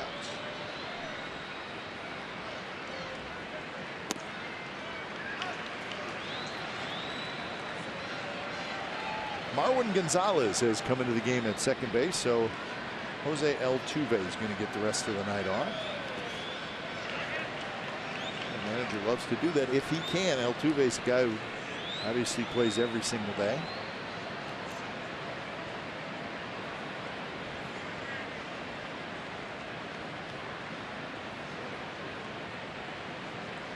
One and two to Marcus Semien, and the pitch is a bit high. We've seen Fister kind of settle down here. He threw 50 pitches in the first 2 innings. The third inning, he had 13. In the last inning, he had 8. So he's starting to get a little more comfortable out there. Yeah, he's kind of a rock and fire guy too. He gets in a good groove. It does not take a long time. No, not at all. He works very quickly, especially when he's pumping in strikes, which the last couple innings have been a lot better. But you just saw with these first 4 pitches of this inning, even just working a lot quicker. Running in on Semien. And here we go with some more foul balls. Oh yeah, this is just the start. Semien's last at bat was an 18 pitch at bat. 18, and those are 13 foul balls, I believe. Right around there. 13. And ended up grounding out the third.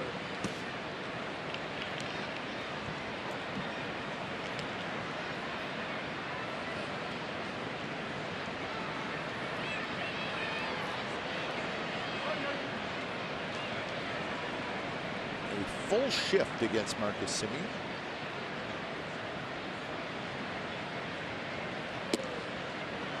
And he walked him.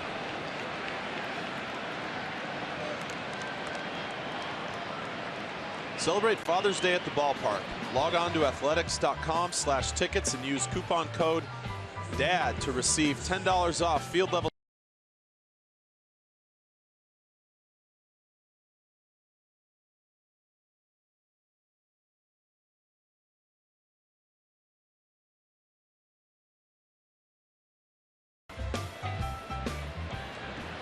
First pitch to Coughlin.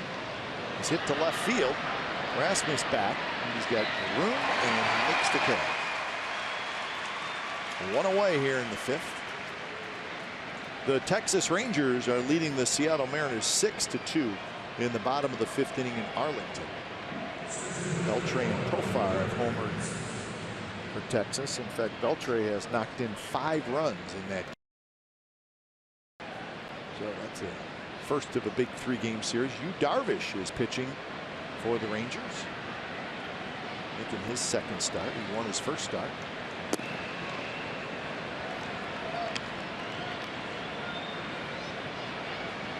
Do you happen to see any of his first start? I did not. He was hitting 98. I mean, that new arm feels pretty good. Huh? Jeez. Martin Gonzalez will throw out Burns for the second out. I guess you'd have a little extra adrenaline after being on the DL for quite a while. Hey, tune in Sunday at 3:30 on our sister station CSN Bay Area as we get you set for Warriors Finals basketball.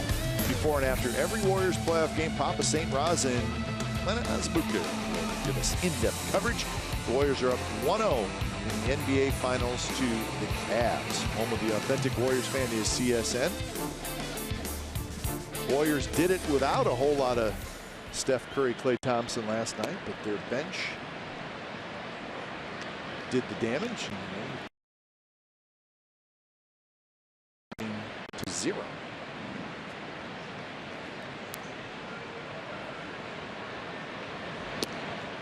A little bit outside to Smolinski. 2-0 to count. First at bat for Smolinski. He took over for Coco Crisp. Bottom of the 4th, out in left field.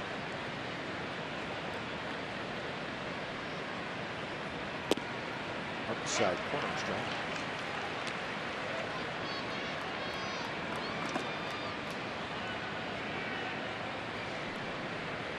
.85 pitches for Fister. He had a 29-pitch second inning, which kind of got him, but he did bounce back last inning and threw just 8 pitches.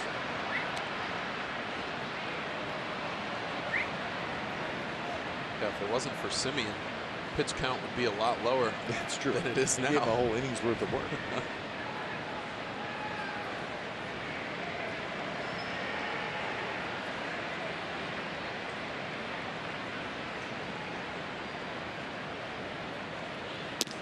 outside with a fastball. The Angels are leading the Pirates 9-2 in Pittsburgh through 7 innings. Angels are 24-29.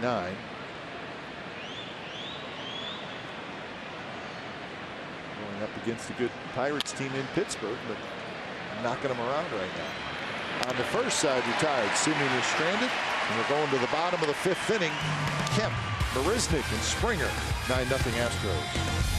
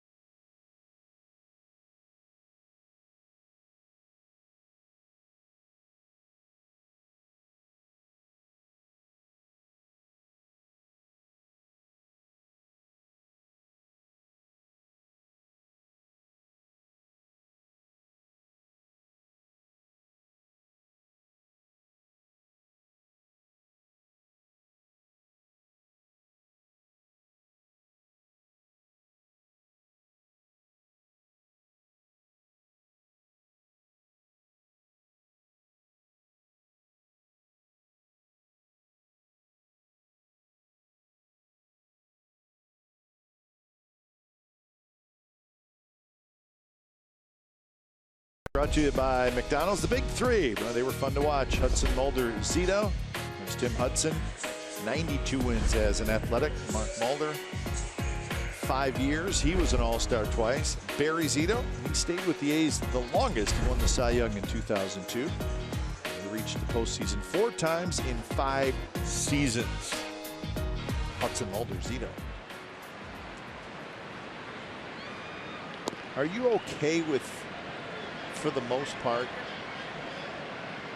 you had a really good career, but you're always going to be lumped in with the Big Three? Oh yeah, and I wouldn't have it any other way. That's good, to be honest, because I honestly believe I might not have pitched the way that I did had they not been there. You know, just how much we pushed each other to be better and things like that. I think they were a great influence, great friends, whatever you want to call it. But it was great friendly competition. Part of that. You know? Was there more to it as well? Because you guys were all really, you pitched different, personalities were different, but you were, I mean, if you think about it, Zito's from California and you're from the Midwest and Hudson's from the South. I mean, that's just, you know, the only thing you're missing is a guy from New Jersey, right? So your personalities were different, but you grew up different as well. Yeah, yeah. We were everything about us was different. You know, it really was. But when we got on that mound, man, I think we had a lot more similarities than what you think when it came to competing. What do you think separating Hudson and Zito, what did you learn most from Hudson? Wow. You know, the thing is when it came to Huddy pitching, the emotion he showed. You know, and I'm not saying that you technically learned from that, but it was also the way he went about it, the way he worked on the mound, the way he competed, the way he worked in between starts. You know, things like that. You learn a little bit. It wasn't necessarily how to approach a certain hitter, because we all had different stuff, so we couldn't approach the hitter the same way. But it was more the situations, how he handled them emotionally, how he mentally, the game within the game, that I guess you could say when you're out there on the mound. Those were, he was great at that. What about Zito? Well, Zito was the way he prepared differently, I think, than Huddy and I did. You know, he had his game plan. He in between, as diligent as he was, you can say all you want about the free spirit or whatever, but he had a routine and he stuck to it. And he was not going to alter that because that's what worked for him. And that's the thing that I learned is every starting pitcher, I think you have to have a routine. I heard something on TV just the other day about Kershaw that he will not deviate from his. Ari Barehand throws to first, not in time. So Marisnick has a base hit.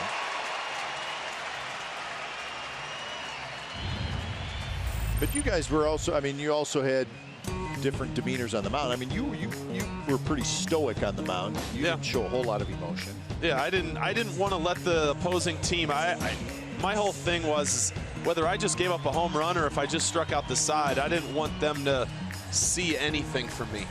You know, I didn't want to show anything. If I was angry, if I was frustrated, or it's just me. It's the way I've always been. You know, growing up, it wasn't just a baseball thing. So I mean that comes from how you grew up, or how your parents said, hey, you need to, you know. Yeah, I was never the one. I was never the one that I never wanted to show anybody up. I never wanted to, and I also never wanted the other team to know when I was frustrated. Well, I always thought baseball players are very smart when it comes to other baseball players. They don't miss anything. Nope. Especially teammates, but even opposition. They're going to see if something's bugging you, even though you're 90 feet away or 120 feet away in the dugout. Later in my career, I could tell when a young pitcher out on the mound by the second inning, I could tell whether he had it that day or not. Most of them showed, not all, but most of them showed it. Sure. You know, sometimes you could tell whether a guy was just a pitch away from falling apart. You know, sometimes there were those guys that could bounce back, and then there were those guys the second something happens that disrupts his good vibe maybe that he had going on that mound, he was going to be out of the game within the next 2 to 3 outs. So you think that having that type of demeanor for you, it may have saved you in some games. It may have kept you in a game. For me, possibly.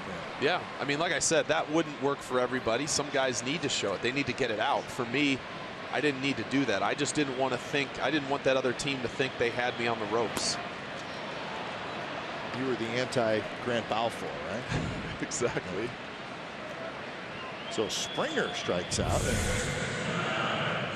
6 strikeouts for Triggs. Well, there's that. He tried going in and he yanked it, but you see that movement that he has on that sinker. It still had good movement down, and Springer swung right over the top of that.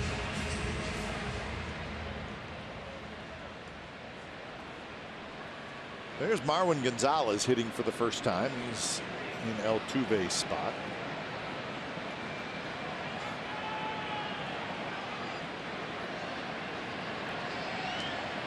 Gonzalez is a switch hitter. Good extra player, and he rolls one into center field for a hit. Marisnick will stop at second base. So 12 hits now for the Astros.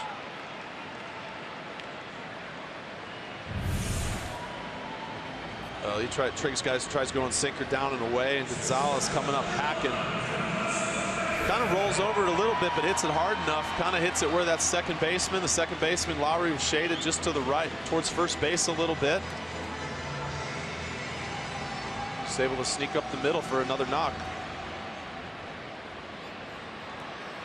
Now Carlos Correa will hit. Correa struck out his first 2 times in this game, and both those strikeouts came in the first inning.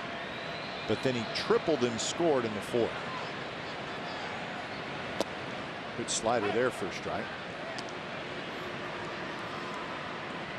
75 pitches for Triggs.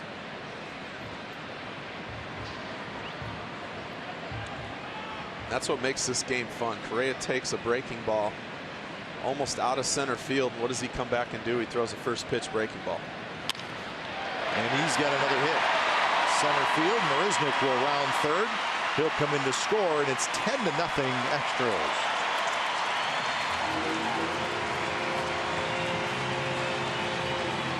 So 3 hits in the inning for Houston, and Bob Melvin's going to come out And he's going to get Triggs after 76 pitches.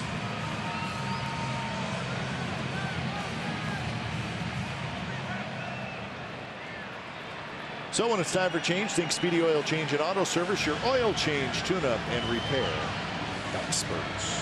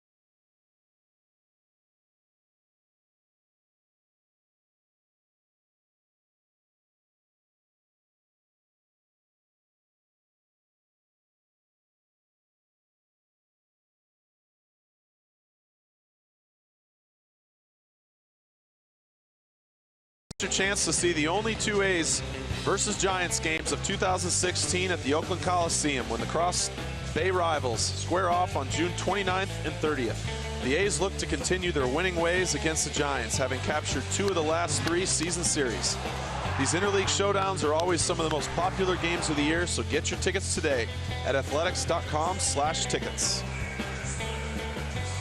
Well, that coming up at the end of this month.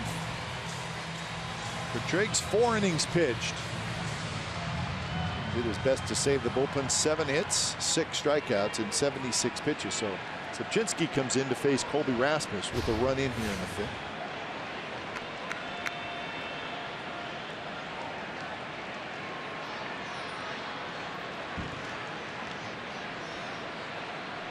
Rasmus, a single, a ground out, and a strikeout. He knocked in a run and scored a run in that first inning.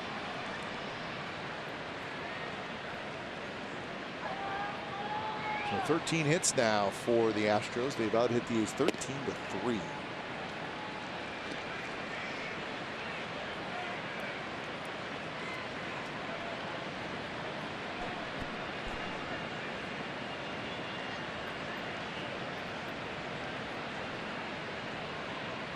Gonzalez is the runner at second and Correa at first. The Indians beat the Royals tonight in Cleveland 6-1. Salazar over Volquez. So the Indians are now just a half game out of first place behind the Royals. Indians at 29-24. There's a shot to right, and that's a hit. Gonzalez will round third. He will score. Correa's going to dig around to third, and it's 11-0 Astros.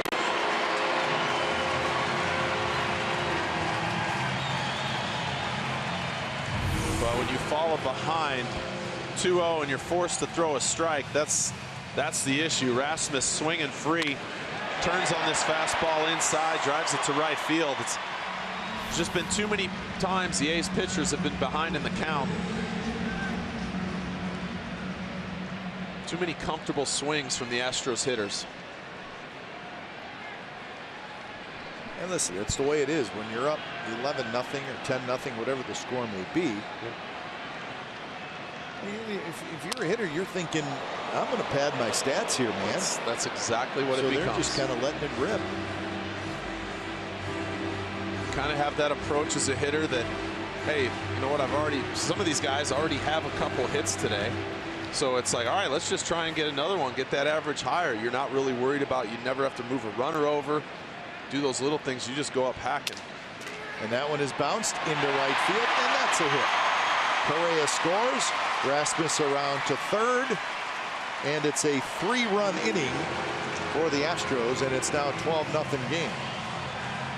And nothing. Evan Gattis just saw that hole there, and he was trying to hit it there. That's exactly what the swing looked like. You can see that he's just trying to flick something the other way. Not that he's trying to chop it like that, but you could tell he's just trying to drive something the other way, with Lowry playing almost behind second base. I mean, there's just a huge hole right there, and kind of like what we talked about, just getting the bunt down. That's all he had to do was hit something to that right side, and it's a knock. So here's Valbuena, and he takes a pitch a little bit inside.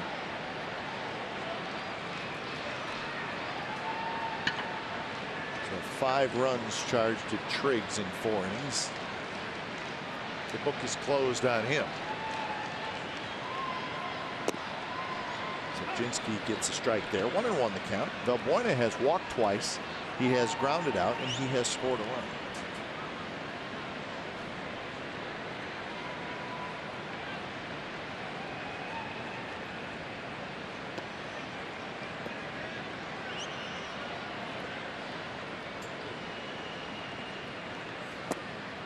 Drops down from the side, does Zabzinski.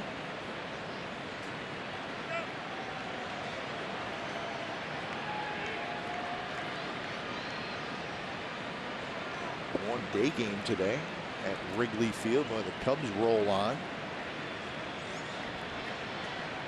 They beat the Diamondbacks 6-0. Cubs are 38-15.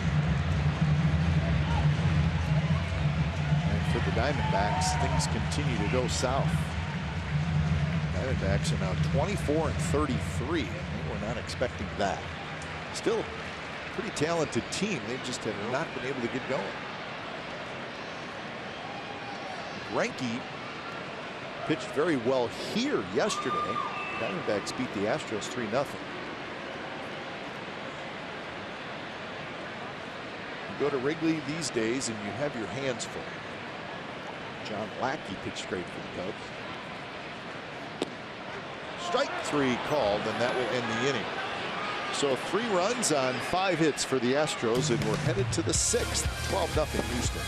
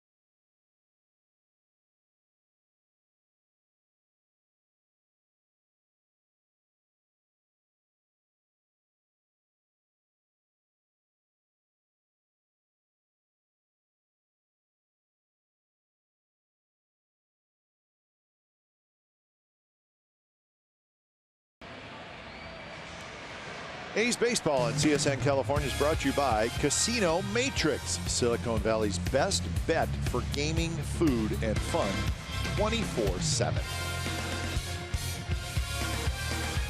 Downtown Houston on a wet, damp Friday night. Supposed to kind of be that way all weekend. Pfister back to work now with a 12-0 lead, top of the 6th inning.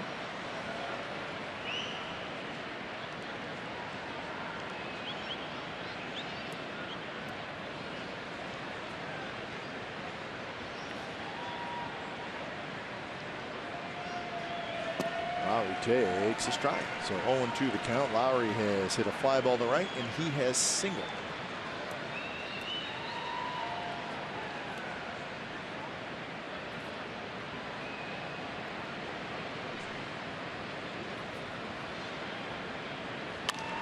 Reached for, poked foul.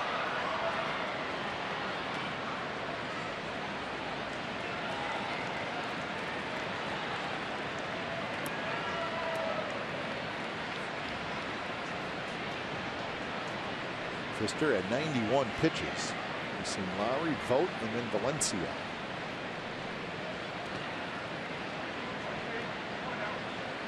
Pfister looking for his 5th win of the year.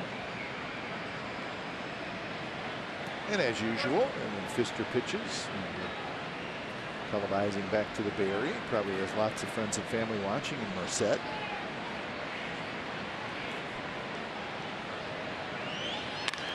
That one is lined towards Springer. How about where he was playing? He was playing in right center, and he lined it right out. Lowry can't believe it. So the month of May is behind us. We always like to look back, see who was good, who was bad. As far as best records go, the Giants were 21-8. That's best in the National League. Red Sox 18-10, best in the American League. Adam Duvall, we'll see him next weekend. And Chris Davis hit 11 home runs. Daniel Murphy hit .416. And no surprise with Clayton Kershaw and Rich Hill, American League Pitcher of the Month. The A's, well, the record was not good in May, 11-17, but they did finish strong. Hopefully having a little momentum going into June. Astros had a good month. They were 17-12 after a very poor month of April.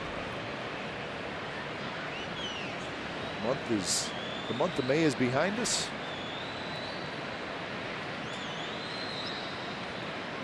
I always thought June was kind of that time where some of the better teams, if they started off poorly, that's when you start to kind of show who you are and you start to make a little bit of a move.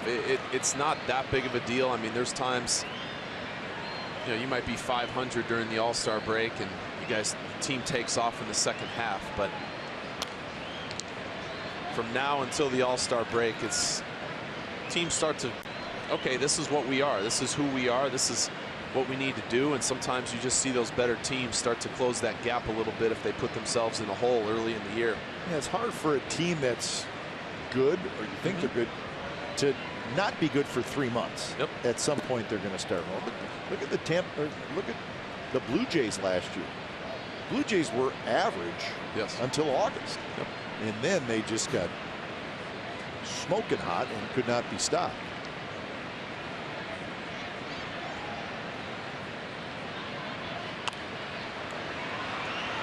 Stephen Vogt tonight has doubled and hit a fly ball to right field.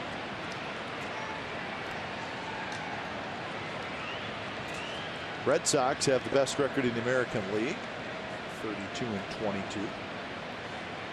And losing tonight, though, to the Blue Jays. And Vogt checks his swing and he walks. A one-out base runner for the A's. Xander Bogaerts does not have a hit. As I check that Red Sox box score, Mark, he's sitting on a 26-game hitting streak. He's 0 for 2 with a couple of walks, and the Red Sox are batting in the bottom of the ninth. So, well, what, Jackie Bradley Jr.'s ended at 29, I think. Yeah. And we showed that runs scored stat earlier with what, Bogaerts, Dustin Pedroia, and Jackie all 1, 3, and 4. Yep.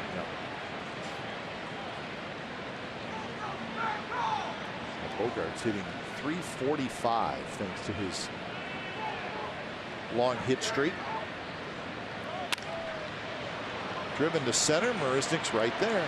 He's got it. So a hard hit ball by Valencia, but it's an out. A couple of hard hit balls in this inning.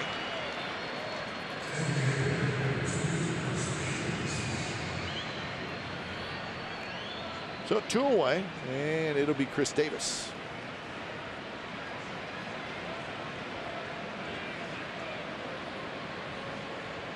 Rangers still leading the Mariners. It's now 6-3 in the bottom of the 6th inning.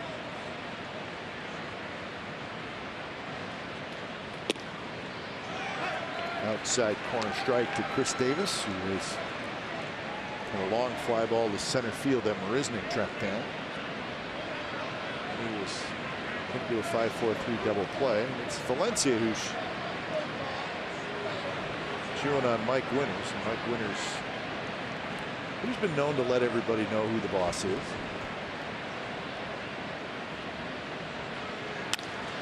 Base hit by Chris Davis.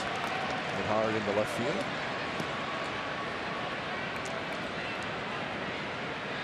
So 2 on and 2 out for Yonder Alonso. Well, Pfister elevates this fastball a little, and Chris Davis always swinging hard at something. Makes good contact. Base hit to left field. A's now 1st and 2nd. Try to get a few runs across here. Someone come up with a big hit.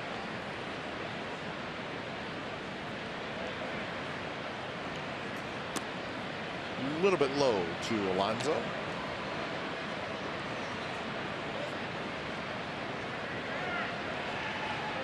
Alonso had a double in the 2nd and a ground out in the 4th.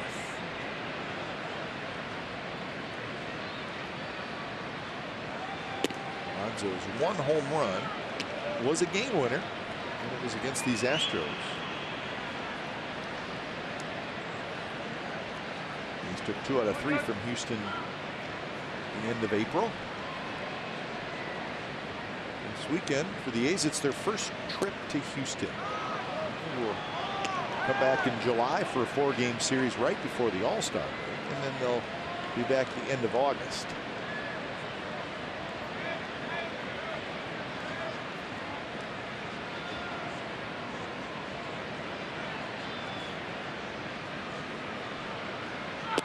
Pitch is in first strike. Alonso took that one, but he will not take another one if he gets pitched to his liking.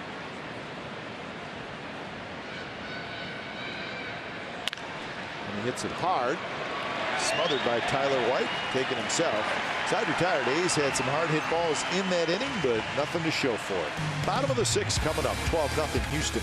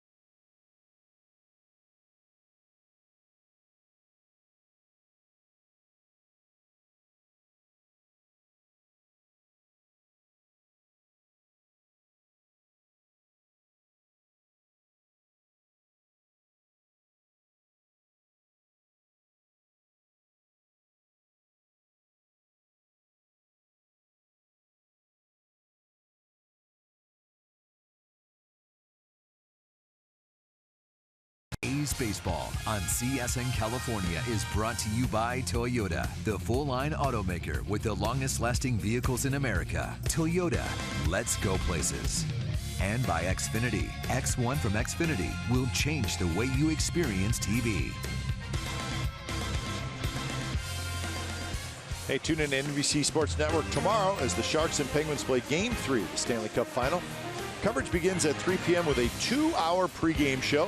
Game 3 starts at 5. Then tune over to CSN California after the game for Sharks Playoff Central. Don't miss a moment of the Sharks Stanley Cup journey. And the Sharks are down 2-0. So they'll need help from the Shark Tank.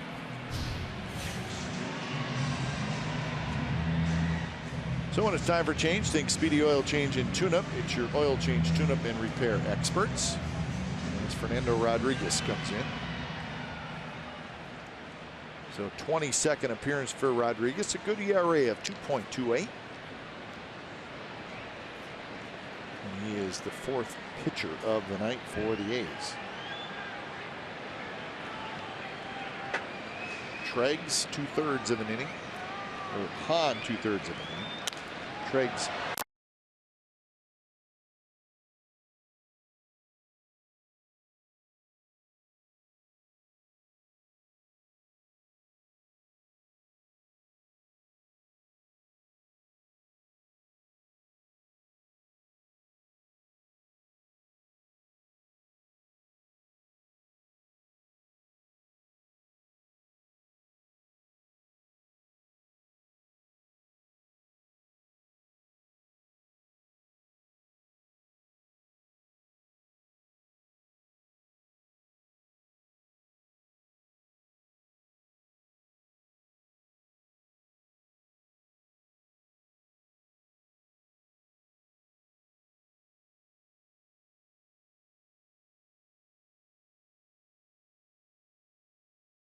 His hitting streak comes to an end at 26 games.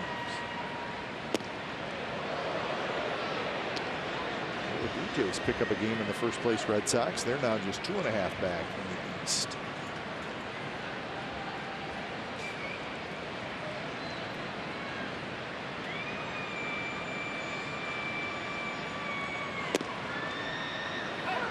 Pitch is in the first round. Tony Kemp tripled, struck out twice. His triple knocked in a run, and he later scored. That was all in that 7-run first inning.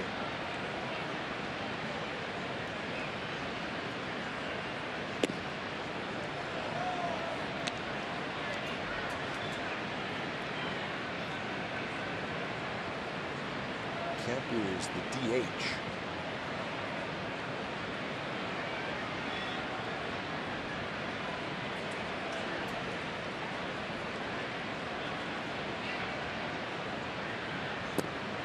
There's the walk. Base runner for the Astros. That's 4 walks issued by A's pitchers. And that'll bring up Marisnick. Interesting, Mark, with the Astros playing Marisnick in center field. They're not playing Carlos Gomez. Can you believe that? I'm not saying can you believe that they're not playing him. Can you believe that he probably doesn't deserve to be playing? Yep. Things have gone sideways for him real quick.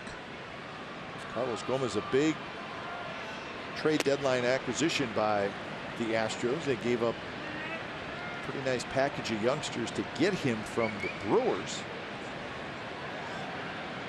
And he really was a very, very good player with the Brewers. But he has not been able to do much of anything with the Astros, and I think it's got the Astros completely puzzled because he's a good player. But he's hitting 182 and 37 at bat. Jeff Lynn was probably thinking the same thing. What's wrong with him?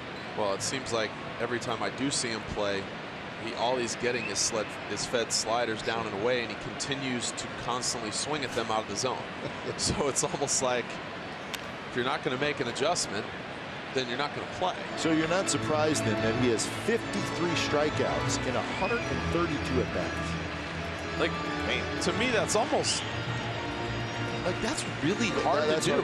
Yeah, it's really hard to do that. That's once every 2.5 at bats he's striking out. Like, this game is incredibly difficult, but that's hard to do. He was an all-star player. Brisnick strikes out. Good hard breaking ball from Rodriguez. And I don't know. I mean, it's a tough spot for the Astros because the Astros are still thinking, hey, we're going to contend in this division. But to contend, if Carlos Gomez was playing the way he did in Milwaukee, where he was a terrific all-around player, they may be contending right now. Well, he's a crazy athlete. Yeah. And you would think at some point you got to make an adjustment and let that athleticism take over and quit swinging at every single pitch you see that's out of the strike zone, because the way he swing, the way I've seen him swing this year, you don't have to throw him a strike ever, and he's still going to swing the bat. So until you decide to be patient, look for a strike and drive it, he might be doing more of that sitting right there.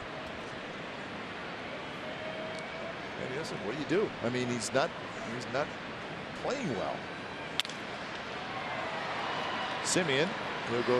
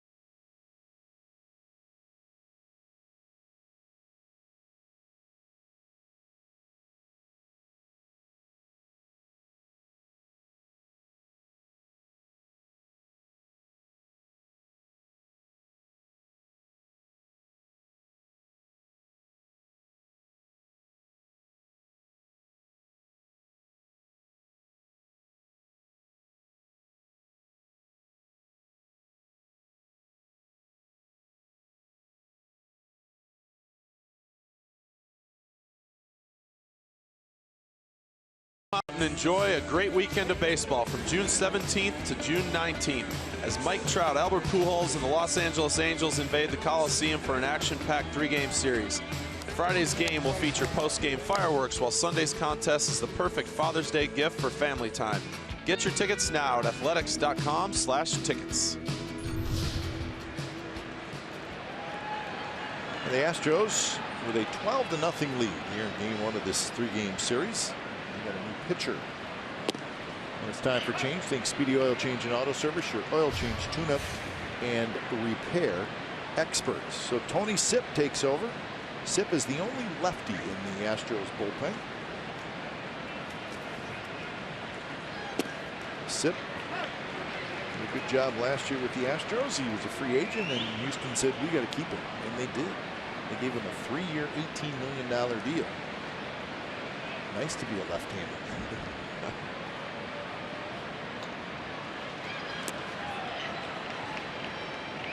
So another good start for Doug Fister, building off a very fine month of May. Through 109 pitches, 6 shutout innings. That's kind of what he does. He's not overpowering. No, he's not. He's not going to strike out a ton of guys. And, you know, what? One of those was a bunt hit. Yep. Overall, he was outstanding. Granted, it helps having the lead that he had, but he still pitched a great game.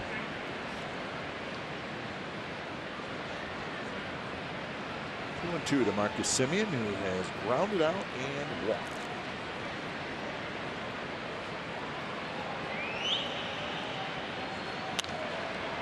Popped up, reached the seats.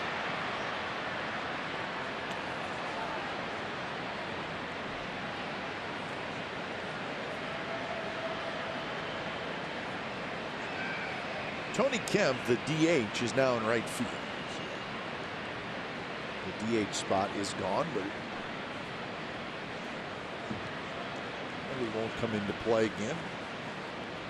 The DH spot is now the first spot, left field. Crawford boxes, and that baby's gone. Simeon with home run number 11 to get the A's on the board.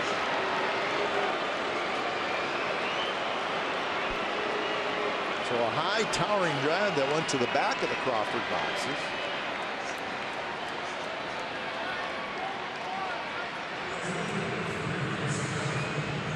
Just watching the swing from Simeon, I thought he got jammed at first, but you can see just how well he pulled his hands in.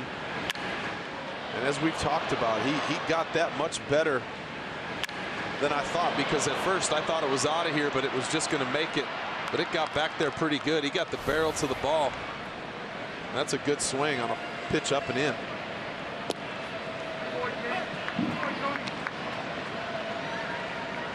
Home runs by shortstops in Major League Baseball. Simeon second to Trevor Story from the Rockies.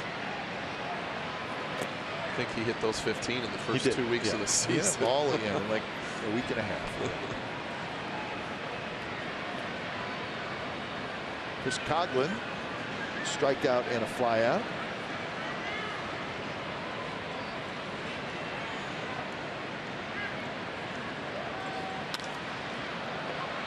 In the air with the shift on. Rasmus comes in left field, and he's got it. So out number 1. The Angels beat the Pirates tonight 9-2 in Pittsburgh.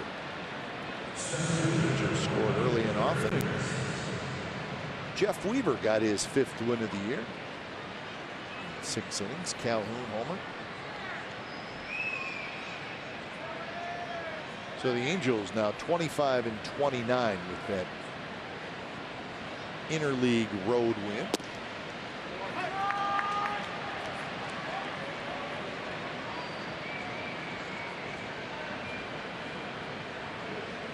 Rangers still leading the Mariners 7-3, bottom of the 7th.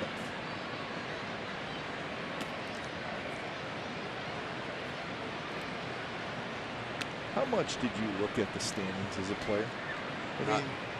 Not until August. Really? Yeah. But you did check them in August. Oh, for sure. Yeah. Last month or 2, you're looking at it. You're seeing where teams are. But the reality is looking at them now, it really means nothing. It really does. I mean, right now, you just want to go out. I always thought the first 3-4 months of the season almost were, let's just go win series. Yeah. You know, find a way to win 2 out of 3, and you're not going to always do that, but that's really your goal from the onset, is just to get off to a good start. I mean, there were some seasons when I was in Oakland where we had some really bad first halves, you know, and that's why I kind of said that about this Astros team. You know, there's so much talent on the field that you figure it's got to come out sooner or later.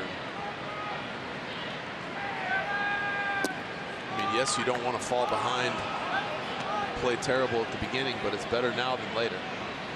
You know, and the standings just don't mean much right now unless you get in such a hole that you can't catch. You got to get past too many teams. You know. And Burns swings and misses on a high fastball. So 2 outs.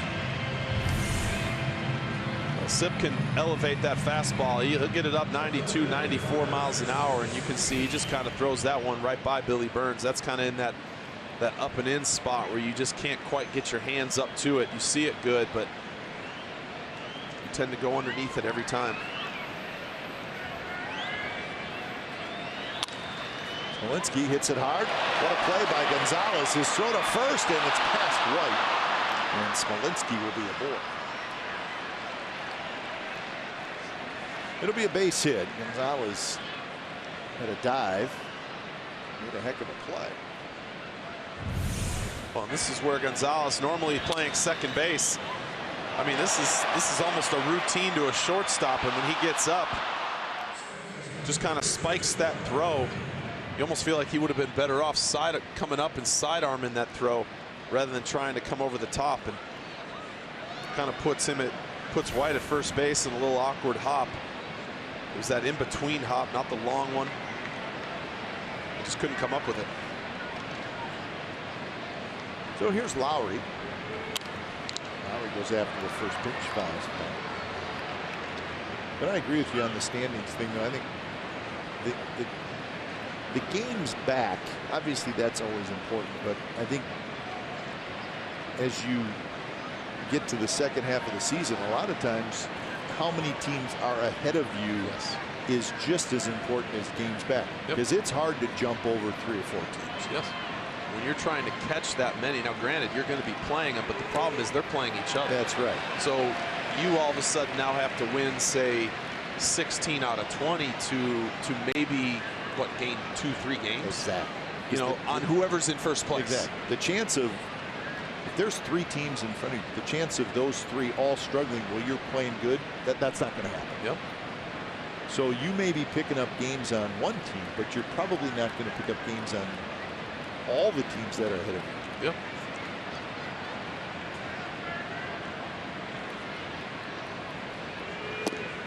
Strike 3 called on the outside corner. Lowry not happy with Mike Winters, and I don't think the A's are all that happy with Mr. Winters, and I don't think he cares one single bit. 7th inning stretch coming up from Minute Maid Park. The A's are finally on the board thanks to Marcus Semien and his 11th home run of the year. 12-1 Astros.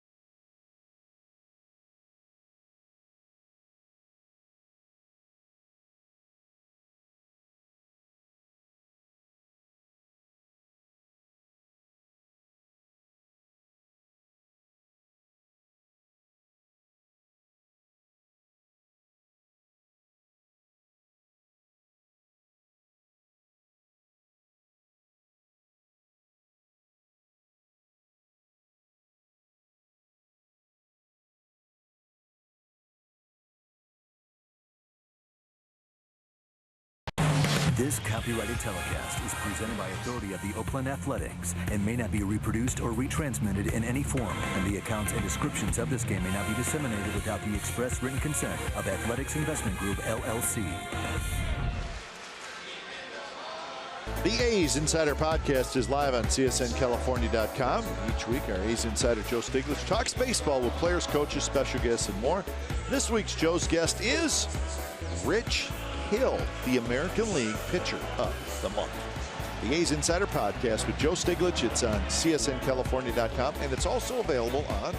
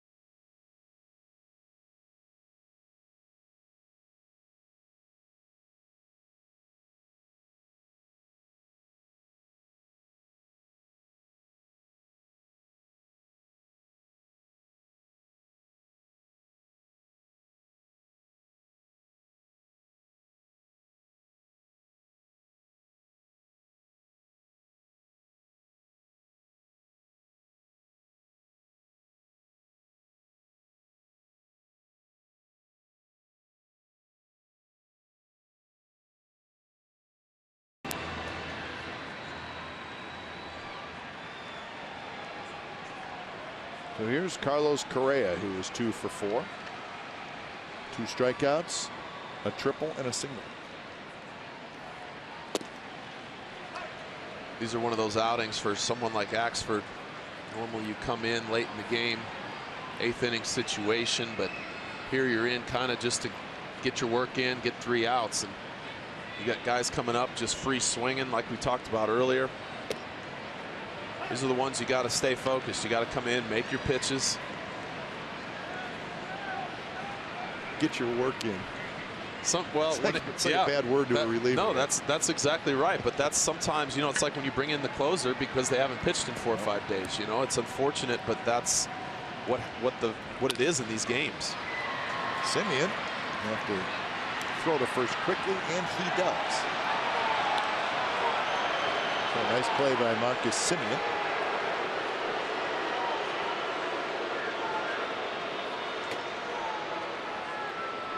So 2 away, and that'll bring up Colby Rasmus.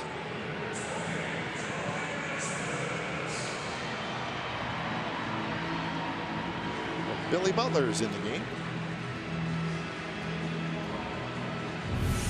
So Billy, he held on to it long enough on the release. Yep. On the exchange, I should say. But of course the fans were booing because they didn't see that. So Butler, the new first baseman.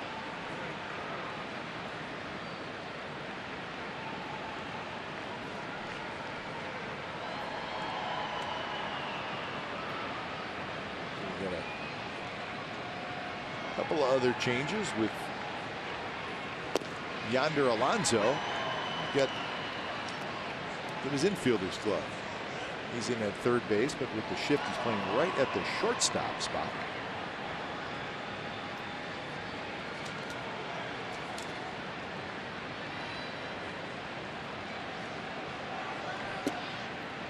Strike call 1 and 2. Rasmus not crazy about that call.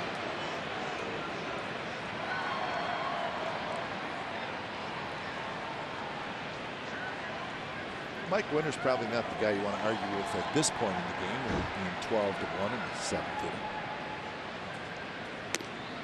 Yeah, when the score gets like this, you start to see this strike zone maybe expand just a little. A little bit. Yep.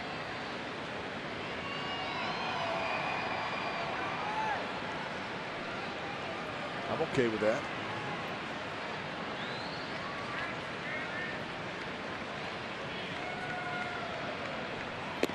Rasmus swings and misses on a 95-mile-an-hour fastball. So 3 up, 3 down inning for Axford, and we're going to the 8th. 12-1 Astros.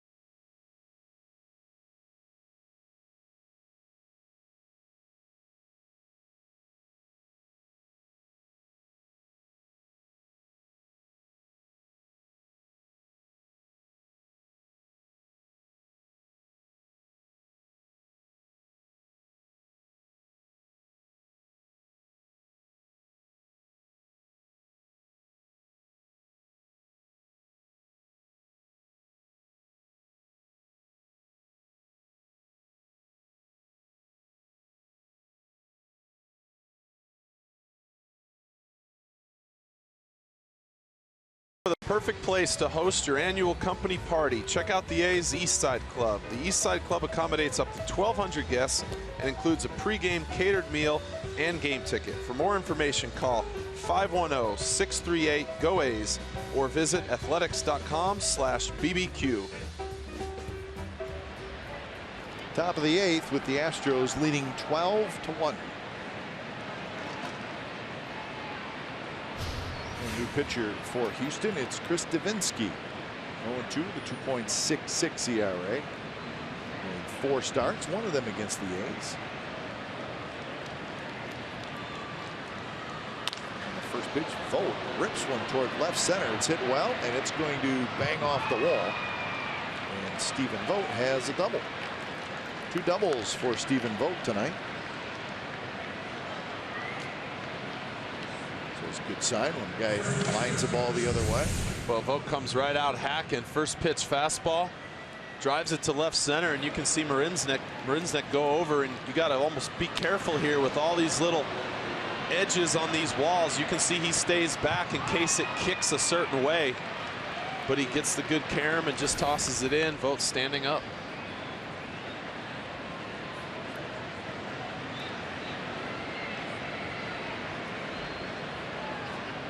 This is going to be Billy Butler, and that's Tyler Ladendorf, who's warming up in the bullpen. It's been that kind of night, folks. First pitch to Butler is inside. First at bat for Butler.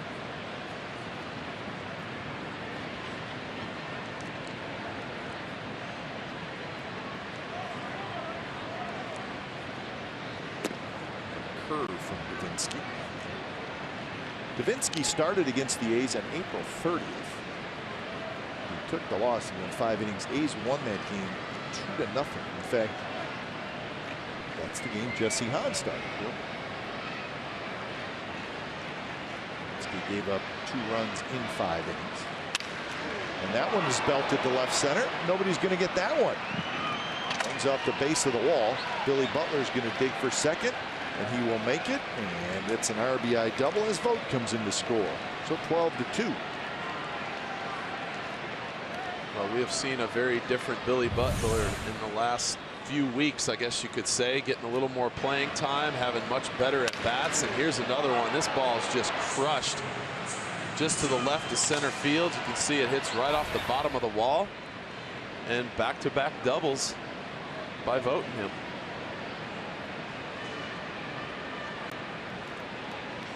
So Butler knocks in the run. Here's Chris Davis. High fastball. Davis fouls it straight back.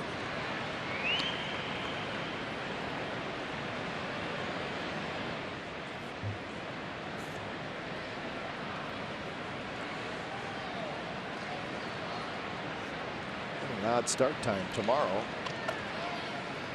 Here in Houston, it's a 3:10 first pitch, so that's 1:10 back in the Bay Area. I guess not an odd start time in the Bay Area, but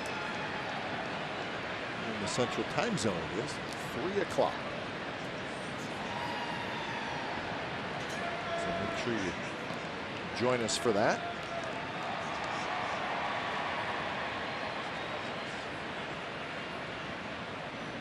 A 2 pitch to Chris Davis, and he swings and misses at an off-speed pitch.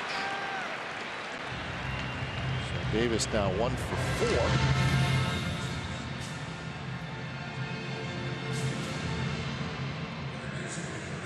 Well, Davinsky had basically gone with a lot of fastballs. He threw a good curveball to get ahead of Chris Davis, and then a great change up there to put him away for strike 3.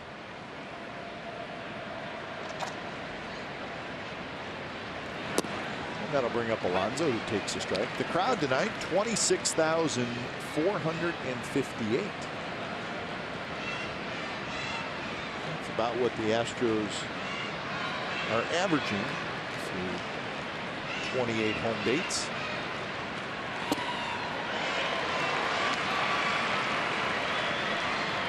Last year, 26,587 is what they averaged per game. So right about at it this year.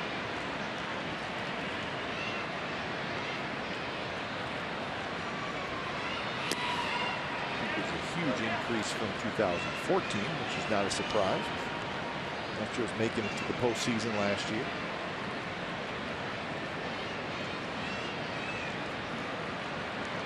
If you have a 16-game improvement in the win column from 2014 to 2015, you're going to see it at the box office as well. Alonso swings weakly and he strikes out. That's a nasty pitch, whatever Davinsky's throwing. Yeah, I think it's just a changeup. It could be a split, but yeah, it's just a changeup, and it's a good one too. You can see why A's came out swinging with the first two guys swinging at fastballs, and now he's avoiding that fastball. He's going more with the breaking ball and the changeup. His delivery reminds you of Greg Holland, the injured closer from the Royals. Really right over top, but then falls off hard to the first base side of the mound. Yeah, almost landing in line with, say, the left-handed batter's box.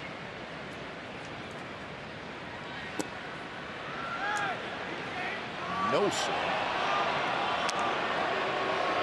Actually, where he lands, where Davinsky lands, is, I think, actually way further open, more open than what Greg Holland was. Well, plus, Mark, he pitches from the first base side of the rubber, so he's way over. Yeah, that's as much as you will see a right-hander. It's the opposite of throwing across your body. He's opening up. It's kind of the opposite of what you're taught your whole life. So he is on the first base side of the rubber, and then now watch where that front leg comes down. I mean, well, he is.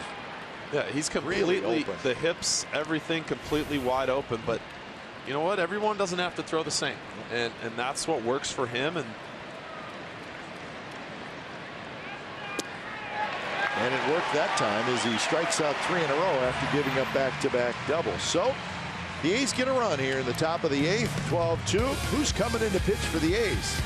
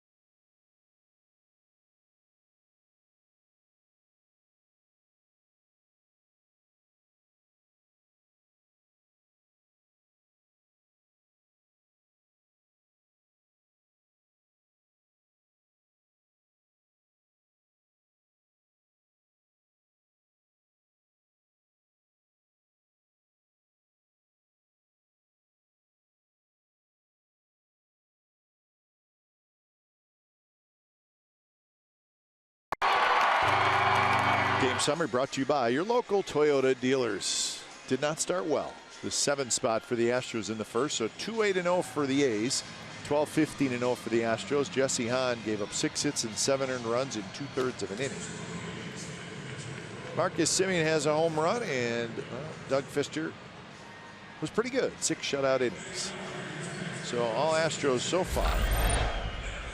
Now on May 8th, it was Josh Phegley who took them out, position player pitching for the A's in Baltimore. And Phegley did a pretty good job. In fact, he threw pretty hard and did a nice job, and now he's got somebody to compare himself to because Tyler Ladendorf is on the mound. And the first pitch eased in there for a strike, looked like maybe a little slider. Well, I liked when he was warming up. He gave the sinker sign with his glove. Hey, catcher's got to know what you're throwing. Yeah, we might have some action here. It's an easy delivery. But it needs to be, because the last thing you want to see is somebody get hurt, a position player get hurt doing this. So I'm sure he's already been told, hey, don't try to. And that's a base hit. So Evan Gattis is 4 for 5 with 4 RBIs. There's your hitting star, or one of them for the Astros. And you know what? Tyler Ladendorf threw it, ducked a little bit. I do not blame him. I would be like behind the mound, running for cover. Almost like slow pitch softball. You throw it up in the air and then back way up, yes. you know? I don't see anything wrong with that. Valbuena, it's a towering pop-up. Coughlin on the move, and Butler's there, and it falls. Well, Billy Butler was kind of standing there. I don't know if he saw it or not. He was in the area. Coughlin was running full steam. I'm not sure Butler ever saw it. He may have saw it initially. Yeah, he kind of seemed like he gave up on it, thinking somebody else was going to be standing there to catch it, but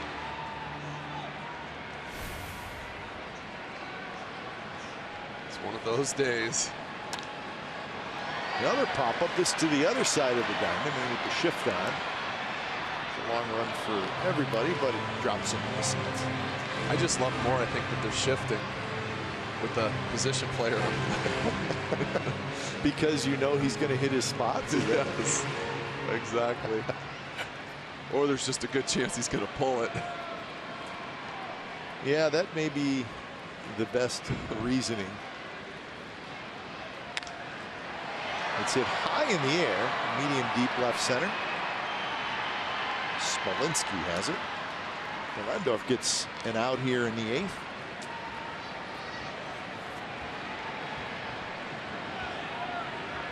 And now Tyler White will hit. Did you like hitting? I loved it. Did you? I absolutely loved it. So when you went to the National League, you were like, bring it up. Yeah. Did you feel like it kept you in the game, even though you're going to be in the game because you're the pitcher, but you got to be ready to hit? Yeah, right? yeah. You had to be ready to possibly, especially when with La Russa, all the slashing that they had us do and fake bunts and things like that. He liked to use the pitcher, and we were fortunate enough we had a handful of pitchers who could hit. Another pop-up, shallow right. Lowry grabs it. So 2 outs. So Tony wasn't just automatically putting the bunt on every time. No. He liked to play games with us, basically. You know, a lot of pullbacks, swings, things like that. The only thing I didn't like was, you know, maybe getting on base and then you're scoring from first or scoring from second, and then the 3rd out happens and boom, you're right back on the mound. First pitch to Tony Kemp is just a bit high. 85 on that one. He's getting loose now.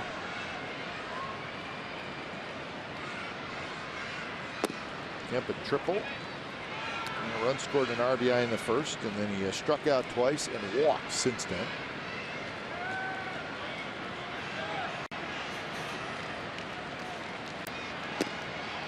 Three and out.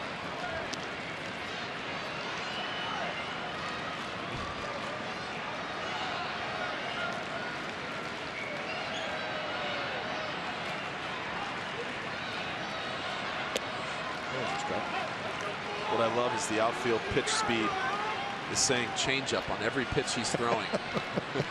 So that's not right. Either the person doing the pitch speed doesn't understand what's going on, or just guessing, I suppose. I think they're reading off a card. If it's this speed, it's a changeup. Changeup. This guy throws a lot of changeups. So here's Marisnik. Davinsky, the pitcher, has come out into the on-deck circle. That is the pitcher spot. The Astros lost their DH when they put the DH Tony Kemp out in right field. You know how bad he wants to, Davinsky wants to hit right Why now? not? Against a position player? Yeah. How often does that happen? Never. Barely. Huh? Very seldom. I can't imagine that's happening. Maybe we're setting some Major League Baseball record.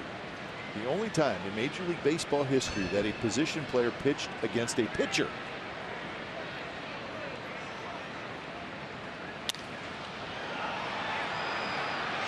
Another one in the air. Simeon is there.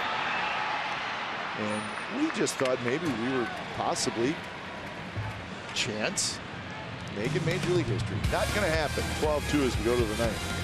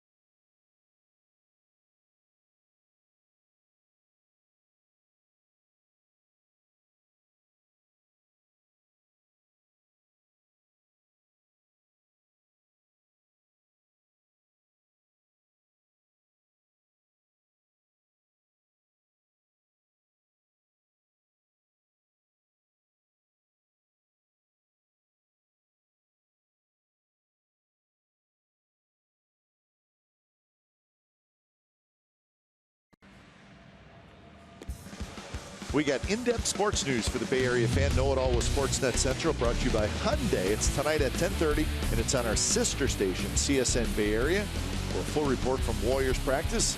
The Cavs, what are they going to do to bounce back in Game 2? Rudy Brazil reports from the Sharks practice.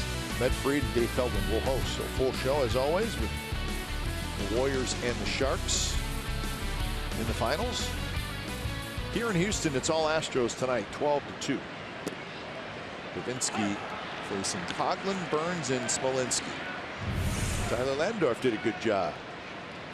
Game ball somewhere. See, he's walking in the dugout going, guys, it's not that hard. How did we give up 12 tonight? That's what he's thinking. That would go over really well. That's what he's thinking. Good stuff.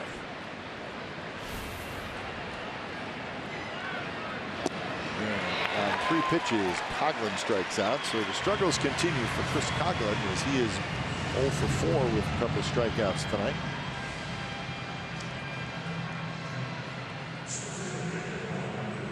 So 4 consecutive strikeouts for Davinsky. Ever since Davinsky scrapped the fastball, nobody's been able to touch him. That fastball was hit too hard from Vogt and Butler. I think he's thrown that, whatever it is, the changeup split every time since the Butler double.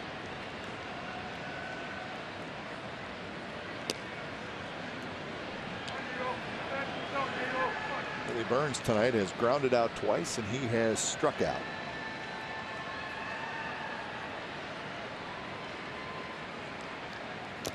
Good fastball that time, well placed, and Butler missed it.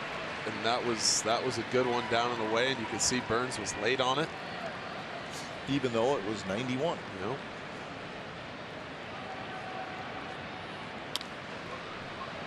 Little pop up, shallow left. Rasmus dives and he cannot get it. Picked up quickly by Correa, so Burns will take it. He's got his first hit. Good effort by Rasmus. He may have got a glove on it, just could not quite hold it, maybe. Just a little short, but a long way to go. He was already shaded that way towards the line and way in, and Butler just hit that lob wedge perfect right there.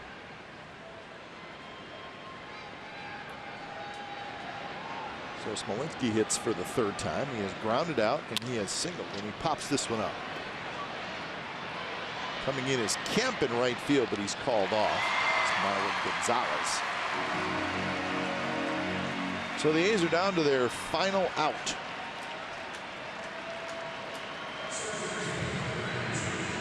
So it'll be Jed Lowry.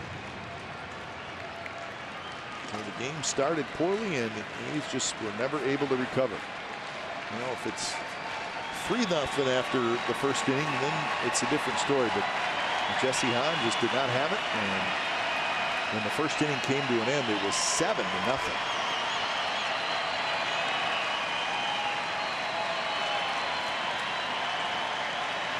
So the crowd on its feet, and the first pitch to Lowry is a strike on the outside corner.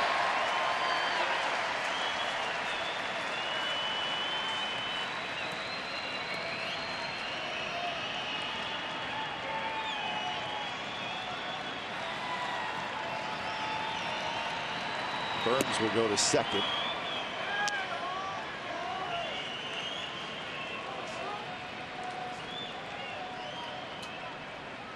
So 1-1 the count to Lowry.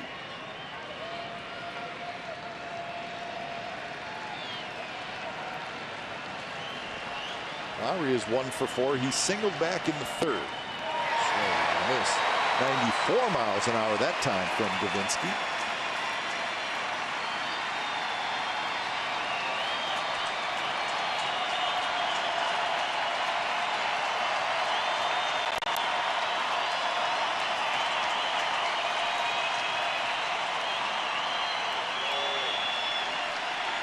And that one drops in there. Strike 3 called, and that's the ball game.